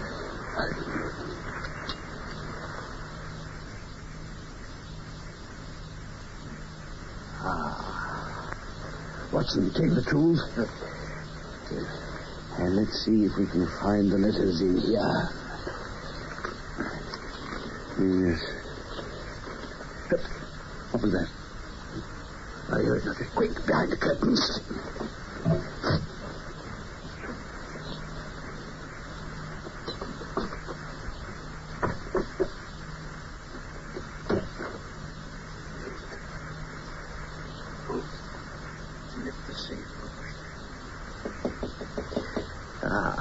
At last. Come in. I wasn't sure you would come. I said I would. Well, you've made me lose a night's rest. I hope it will be worthwhile. Pity you couldn't come at a more convenient time. Still, if you couldn't, you couldn't. If the Countess is a hard mistress, you have your chance now to get level with her. Now, what have you brought me? But don't be nervous. Don't stand shivering there. Come closer. You say you have 5 letters from the Countess d'Albert, and you want to sell them. Well, I want to buy them. There only remains the price. I want to inspect the letters, if they are as intimate as you say. Who are you? Lift your veil. Uncover your face. Oh, yes. It is I, the woman whose life you have ruined. You did not expect to see me. No. Greed. Greed made you accept my story about the Countess d'Albert. Greed made you let me in here. Greed.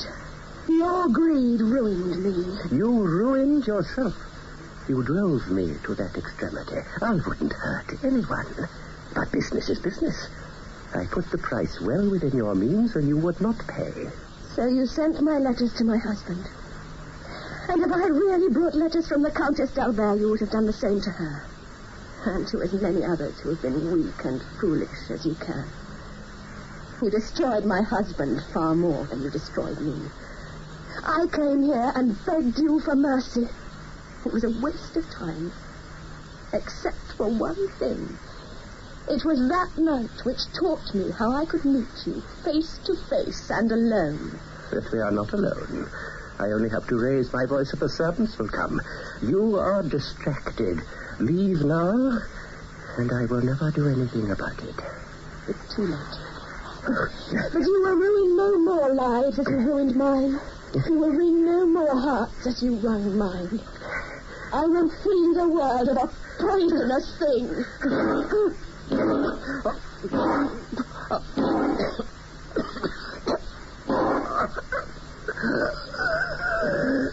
You have done for me.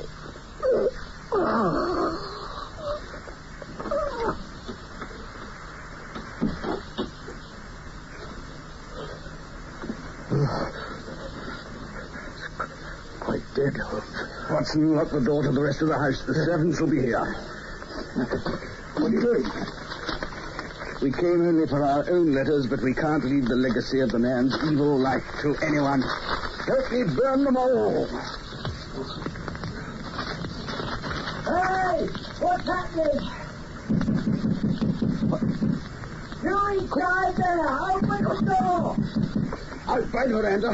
Keep to the left. Away from the main house. We can scale the wall.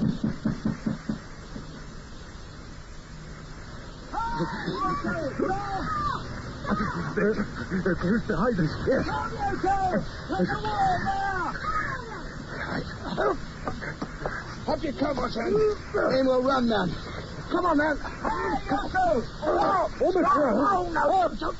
Come on. Peter, don't be a ruffian.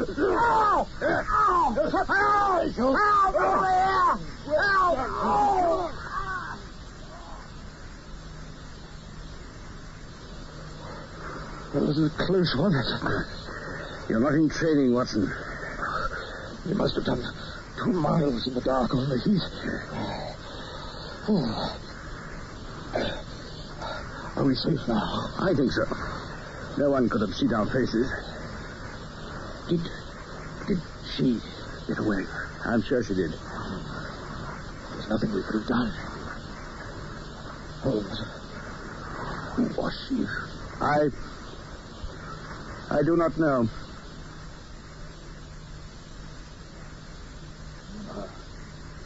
Will you have the ham or the kidneys, I think? You know, I slept wonderfully well last night. Yes, crime can be quite invigorating. If you don't get caught, eh? Come in. Why, Mr. Lestrade? Watson, you know Lestrade of Scotland Yard. Are you all right, Watson? It's nothing. Just a scrap went the wrong way. Morning, Mr. Lestrade. Good morning, gentlemen. May I ask, gentlemen, if you're busy just now? Not too busy to listen to you. Do join us. Will you care for me? Oh, no, thank you. I'm on an investigation. I thought you might be able to help me with a most remarkable case that occurred last night in Hampstead. Hampstead? What was that? Murder, Mr. Holmes. Very dramatic and remarkable murder. And, how can we help you? Well, I only want the benefit of Mr. Holmes' advice. Oh, yes, of course. Yes, we've had our eyes on this Milverton for some time. And between ourselves, he was a bit of a villain. Blackmailer. Was he? Yes. Well, all his papers were burned by the murderers. Nothing else was taken, so they were probably men of good position whose object was to prevent social exposure. It's a delicate business. Men? Several men? 2 of them. Nearly caught they were, that's how we know. Mm-hmm. We have a description. 10 to 1 we'll trace them. The first fellow was pretty active, but the other only got away after a struggle. He was middle-sized, strongly built, square jaw, thick neck, moustache, and a mask. A rather vague description. Why, it might even be a description of Watson, yeah. True, it could be the doctor. Well, can you help, Mr. Holmes? No. The fact is, I knew this Milverton, and I considered him one of the worst in London. There are some crimes the law cannot touch and to some extent justify private revenge. The law is the law. I'm sorry. My sympathies are with the criminals rather than with the victim. And so I cannot advise in this case. As you wish, Mr. Holmes. I can say in private that I understand your view, but there has been a crime and our job must be to catch whoever is responsible. Mm-hmm. If we can. Good day, gentlemen. Good day.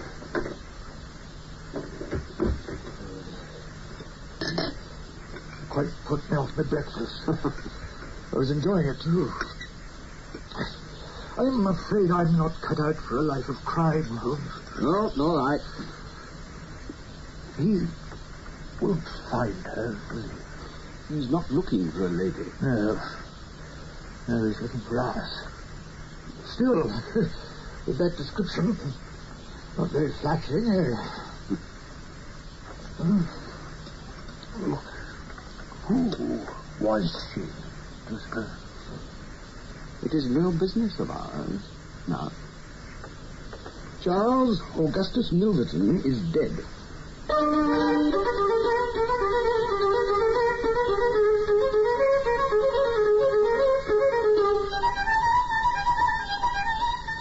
That was Barry Foster as Sherlock Holmes and David Buck as Dr. Watson in Charles Augustus Milverton by Sir Arthur Conan Doyle.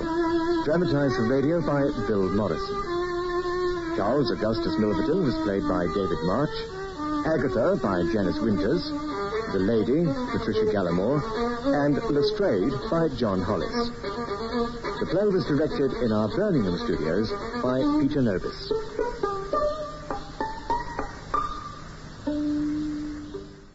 The following program is recorded in binaural stereo, and the full effect can be heard on stereo headphones. Sherlock Holmes.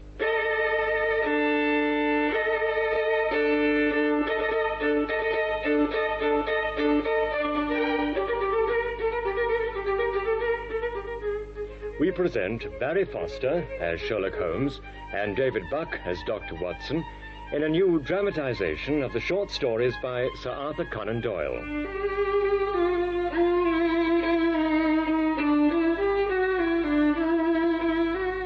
The Priory School, dramatized by Michael Bakewell, with William Fox as the Duke of Holderness.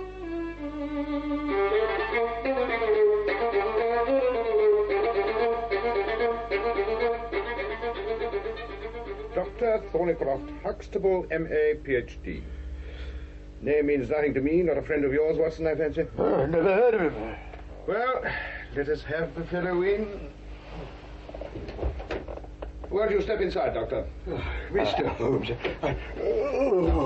What? Gracious heavens. Your department, Watson. He's passed out. Let's feel his pulse. Yes, it's faint, but steady. Yes, I'll get him some brandy. By the state of his chin, he's neglected himself for some days. Sheer exhaustion, possibly. Yeah, hunger and fatigue. A return ticket from Mackleton, in the north of England. It's not yet 12. He must have been an early starter. Yeah,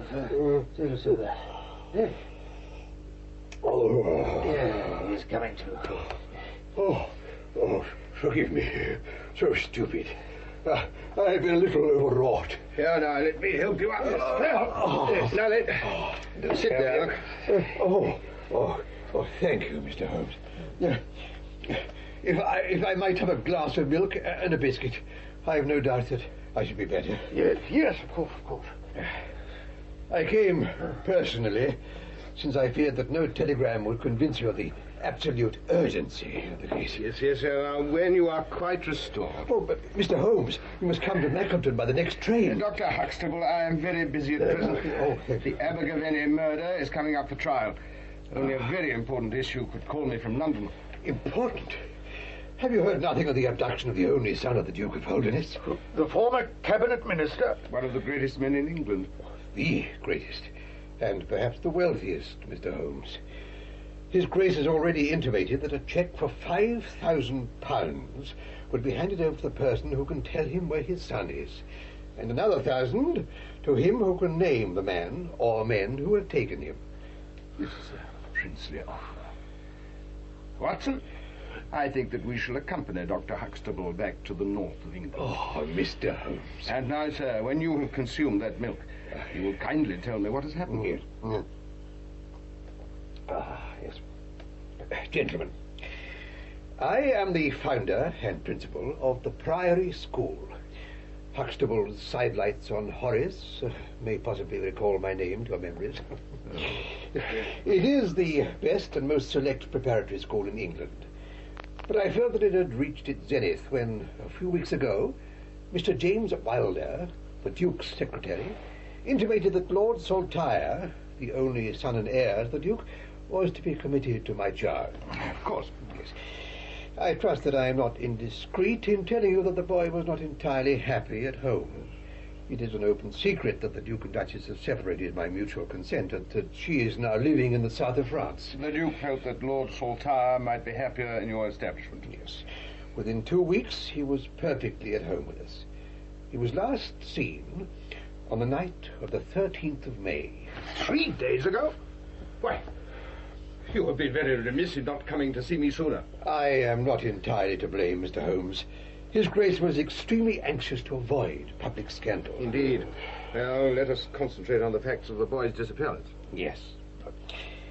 His room was on the 2nd floor and can only be approached through another room in which 2 boys were sleeping. His window was open, and there is a stout ivy plant leading to the ground. His bed had been slept in, and he had dressed himself fully before going off. There were no signs that anyone had entered the room, and it is quite certain that anything in the nature of a struggle would have been heard. His absence was discovered at 7 o'clock. I at once called a roll of the whole establishment, and I discovered that Heidegger, the German master, was also missing. His room was on the 2nd floor, facing the same way as Lord Saltire's. His bed had also been slept in, but he was presumably only partly at rest, since his shirt and socks were lying on the floor. His bicycle was kept in the shed, and it was gone. What manner of man was he? Silent, morose, not very popular with either masters or boys. I see. At first we thought that the boy might have gone back to Holderness Hall. It is only a few miles away, but nothing had been heard of him. Have you been able to trace any connection between the missing boy and the German master? None at all. He never exchanged a word with him, so far as I know. That is certainly very singular. Had the boy a bicycle? No. Was any other bicycle missing? No. Did anyone call to see him on the day before he disappeared? No. Did he get any letters? Yes. One from his father. Do you open the boy's letters?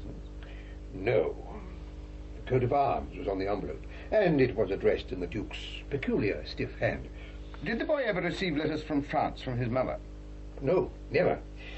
I think, Mr. Holmes, it is time that we were leaving for Euston. Could you ask Mrs. Hudson to order a 4-wheeler, Watson? Yes, of course. There has, I take it, been some kind of official investigation? Yes, and it has proved most disappointing. An apparent clue was at once obtained. A boy and a young man were seen at a neighbouring station early in the morning. Only last night they were tracked down in Liverpool, and they proved to have no connection with the matter in hand. Thus wasting 3 valuable days. The affair has been deplorably handled. I feel it. I admit it. I think it would, however, be well to allow the people in your neighbourhood to imagine that the inquiry is still going on in Liverpool. Yes. In the meantime, I will do a little quiet work at your own doors. And perhaps the scent is not so cold, but the 2 old hounds, like Watson and myself, may get a sniff at it. I cannot express my gratitude, Mr. Holmes. You have lifted a great weight from my mind. I rejoice that evening will find you within the portals of the Priory School. Dr. Huxtable! Dr. Huxtable! Yes, Hopkins, what is it? Excuse me, gentlemen. Is there some news? The Duke's here, Doctor. He's been in the study for the past half hour, sir. Mr. Wilde is with him. This is most unusual. Come, gentlemen, I will introduce you.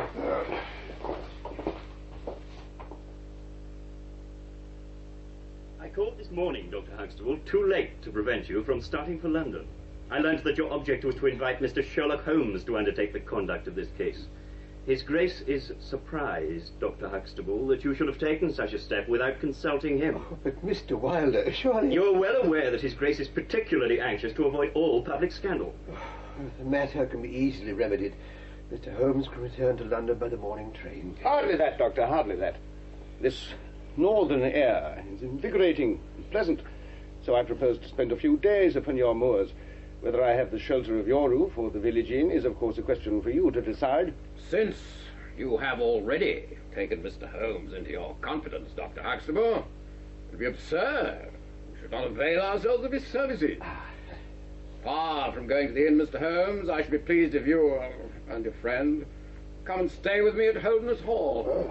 Thank you, Grace. For the purposes of our investigation, I think it would be wiser for us to remain at the scene of the mystery. Just as you like, Mr. Holmes. It will, of course, be necessary for me to see you at the Hall. The most obvious explanation is that the child has been kidnapped for the purpose of levying ransom. Have you had any demand of that sort? No, sir. I understand that you wrote to your son the day before the incident occurred. Yes. Was there anything in your letter which might have unbalanced him or induced him to take such a step? Certainly not, Mr. Holmes. Did you post the letter yourself? His Grace is not in the habit of posting letters himself. This letter was laid with the others on the study table. I myself put them in the post bag. For my part, Mr. Holmes, I have advised the police to turn their attention to the south of France. Why, do you think the Duchess may have... Oh, I do not believe the Duchess would encourage so monstrous an action. The lad has the most wrong-headed opinions, and it's possible that he may have fled to her, aided and abetted by this German. Yes, well, I think, Dr. Huxtable, you will now return to the hall. Of course, Your Grace.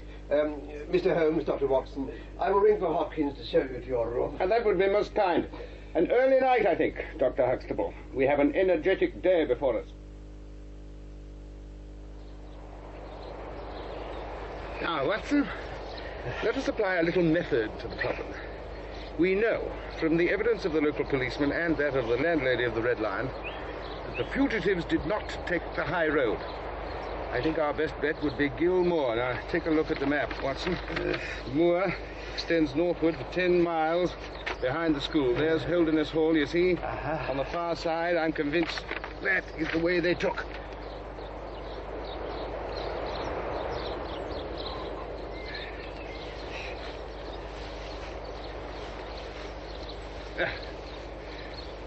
Nothing. It almost surpasses belief, Watson. I'm certain that this is the direction they took. They couldn't have passed without leaving some trace, even after this damnable delay. Cows seem to have left their tracks everywhere. Yes. There's a morass down yonder. Let us try there. Yes. Ha! Now then, what have we here? Holmes, we have it. The track of the bicycle. No, Watson. A bicycle, certainly. But not the bicycle. I'm familiar with 42 different impressions left by tires. This, as you perceive, is a Dunlop, with a patch on the outer cover. Heidegger's tires were Palmer's, leaving longitudinal stripes. But they were made by a rider who was heading away from the school, said. But how can you tell that? There's a more deeply sunk impression made by the hind wheel upon which the weight rests.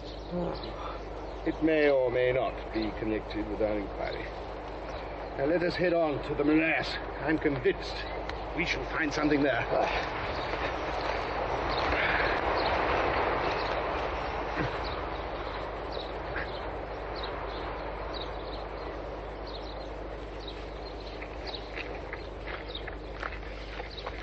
You see, Watson? Those lines in the mud. They're difficult to see. It's also trampled down by the cows. Ha! Those are the marks of a Palmer tire. Here is Herr Heidegger, sure enough.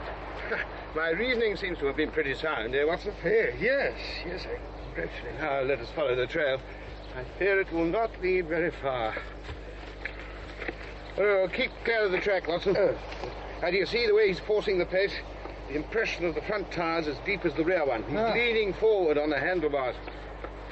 By Jove, he's had a fall. Oh, yeah. There's blood on the gorse blossom there, Holmes. Yes, but he's remounted and gone on. There are hooves of cattle everywhere. Surely he wasn't gored by a ball, huh? Let's push on. He's flagging. You see the way the tracks twist and turn. Hey, look there, Holmes. There's something metal in those bushes. Bicycle. It's covered in blood. Here, I fear, is our unfortunate German master. His skull's been beaten in. He must have been a very courageous man to have gone on after a blow like that. Difficult to know what to do. We've lost so much time, we can't afford to waste another hour. Holmes, there's a fellow cutting peat over there. He could take a note to the police for us. Capital, Watson. Call him over. I need time to ponder over this dreadful muddle. Well, Watson, what do you make of it? It would seem that the unfortunate German master saw the flight of the boy from his window and went after him. But why did he go for his bicycle? Why not just run after him? The other bicycle? No, there was no trace of it at the scene of the tragedy. And the German master was killed with a blow that no boy could have delivered. Yet there were no human footprints. No, Holmes. This is impossible. Admirable, Watson. Most illuminating remark. It is impossible, as I stated. Therefore, I must, in some respect, have stated it wrongly. There were no human footprints, only those of cattle. Yes, they were everywhere, at the morass, on the path, and where poor Heidegger met his death. Exactly. Well, now, Watson, how many cows have you seen on the moor today? I don't remember seeing any. And what of the tracks themselves? Picture them in your mind's eye. Oh, what a blind beetle I've been. Cows that can walk and canter and gallop. Now, who could have thought up such a blind as that? There's the inn below us. Let us have a quiet look round the stables.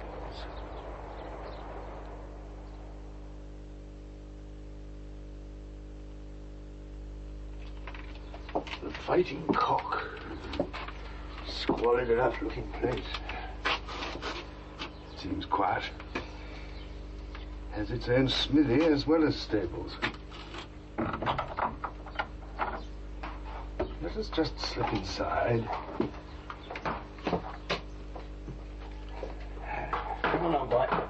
Careful, old shoes, but newly shod. What's that? What? Old shoes, but shod with new nails. Look, this case deserves to be a classic. Damn spies! What are you doing here? Just having a look at your horses, Mr. Reuben Hayes. Who are you? How have you gotten my name off so pat? Oh, come, man, it's painted over the door of your inn. Now then, do you have such a thing as a carriage in your stables? No, I have not. I'd give you a sovereign for the use of a bicycle. I don't have a bicycle either. Where do you want to go? To Holderness Hall. Oh, friends of the Duke, I suppose. As a matter of fact, he'll be glad to see us, anyhow. Why is that, then? Because we bring news of his son. What? You're on his track? He's been heard of in Liverpool. Liverpool? Yes. They expect to get him every hour. Oh, I was the Duke's coachman once, you know. Sacked me on the word of a lying corn chandler. Oh, I'm glad to hear the young lord was heard of in Liverpool. You've no need of a bicycle and a carriage to get to the hall. You can manage it on foot. It's not more than 2 miles to the gates. You follow the road to the left.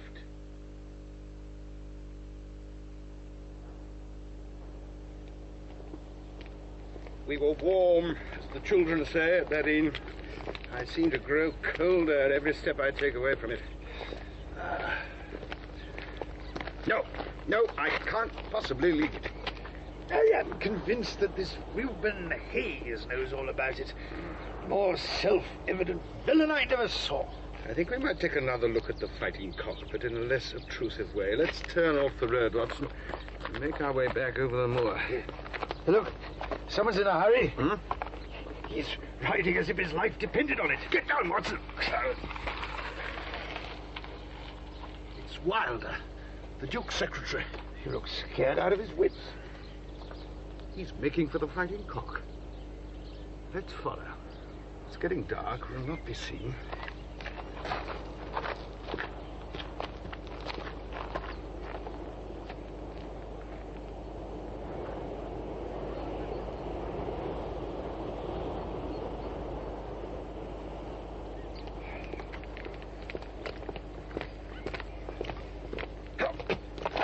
Something's afoot.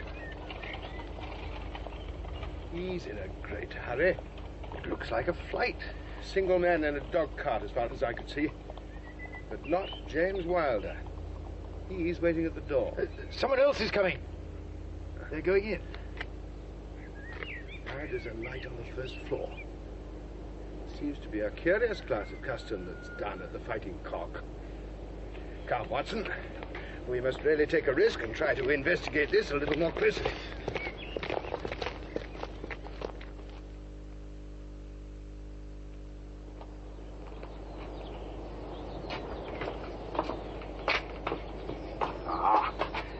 There's Wilder's bicycle. Patched Dunlop tire, huh? I must have a peek through that window, Watson. I think I might just make it on your back if I can bear my weight for a moment.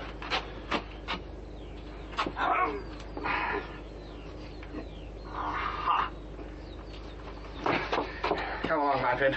Our day's work has been quite long enough, and it's a good walk back. I shall call in at Mackleton Station to send a few telegrams, have as good a meal as the Priory School can provide, and tomorrow we shall pay a little visit to Holderness Hall.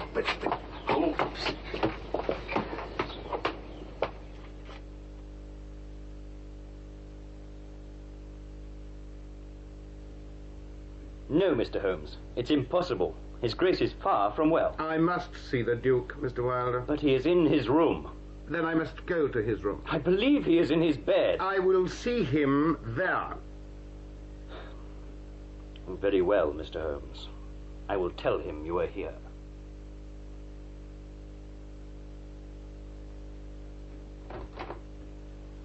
Well, Mr. Holmes, I think, Your Grace, that I could speak more freely in Mr. Wilder's absence. If Your Grace wishes. Yes, you'd better go. Now, Mr. Holmes, what have you to say? If I am correctly informed, you're offering a reward in this case. That is so, Mr. Holmes. It amounts to £5,000 to anyone who will tell you where your son is. Exactly, Mr. Holmes. And another 1,000 to the man who will name the personal persons who keep him in custody. Yes. If you do your work well, Mr. Holmes, you'll have no reason to complain of niggardly treatment. My agents are the Capital and Counties Bank in Oxford Street, if you would be so good as to make out a cheque for £6,000. Is this a joke, Mr. Holmes? It is hardly a subject for pleasantry. I was never more earnest in my life. I know where your son is, and I know some, at least, of those who are holding him. And who do you accuse? I accuse you. And now, Your Grace, I'll trouble you for that cheque. How much do you know? I saw you together last night at the Fighting Cock. Does anyone beside your friend know? I have spoken to no one. All right, Your Grace. You are both, of course, men of discretion. I hardly understand, Your Grace. There is no reason why this affair should go any farther. I think that £12,000 is the sum I owe you. A man has been murdered. The murderer has escaped, Mr. Holmes. Your Grace can hardly have heard of any small reputation that I possess. Thank you. Mr. Reuben Hayes was arrested at Chesterfield on my information last night. You seem to have powers that are hardly human. But James was not responsible, Mr. Holmes. He employed that brute Hayes. But the moment he heard of the murder, he made a complete confession to me. He was horrified. You must save him, Mr. Holmes. You must. I take it that your words apply to Mr. James Wilder, your secretary? My son, Mr. Holmes. Wilder? Good Lord. I confess that this is entirely new to me, Your Grace. I will do what I can, but it must be on the basis of absolute frankness between us. When I was a young man, Mr. Holmes, I loved with such a love as comes only once in a lifetime. I offered the lady marriage, but she refused, on the grounds that such a marriage would ruin my career. She died and left this one child, whom, for her sake, I have cherished and cared for. But never acknowledged. James surprised my secret, and has presumed ever since upon the claim he has upon me. His presence has something to do with the unhappy outcome of my marriage. Above all, he hated my young and legitimate heir, which is why I sent Lord Saltire to Dr. Huxtable's school. I see.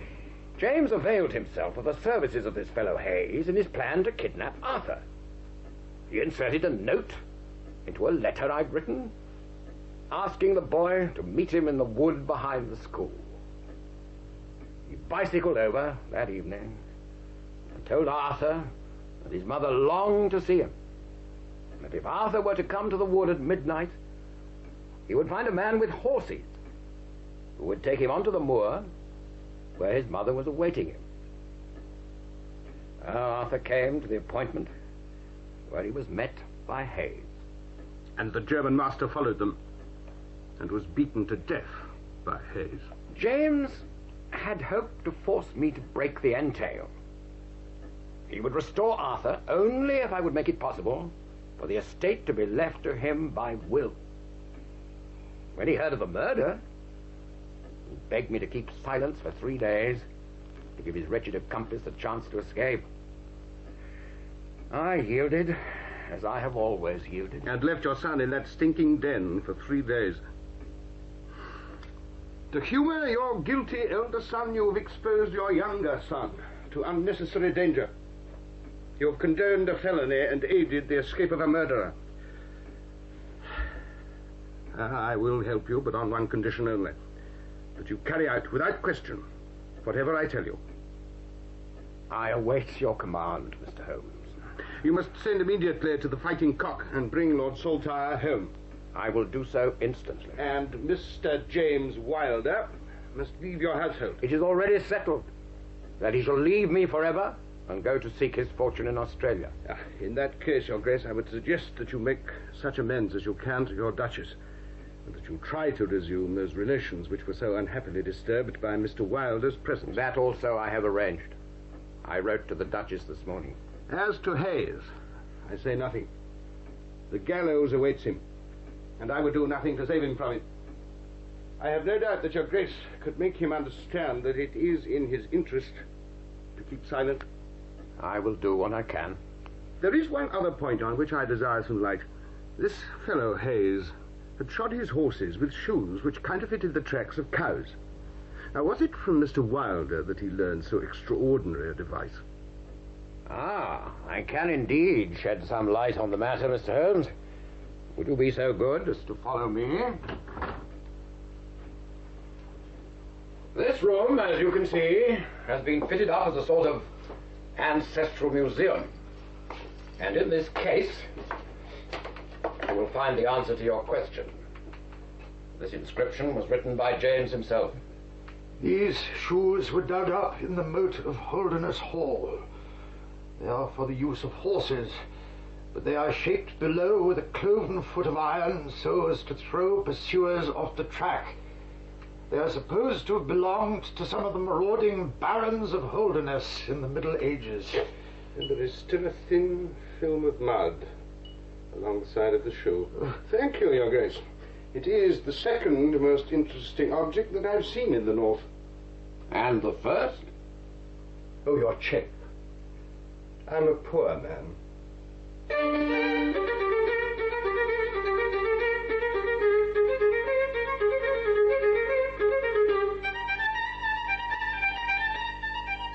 That was Barry Foster as Sherlock Holmes and David Buck as Dr. Watson in The Priory School by Sir Arthur Conan Doyle, dramatized for radio by Michael Bakewell.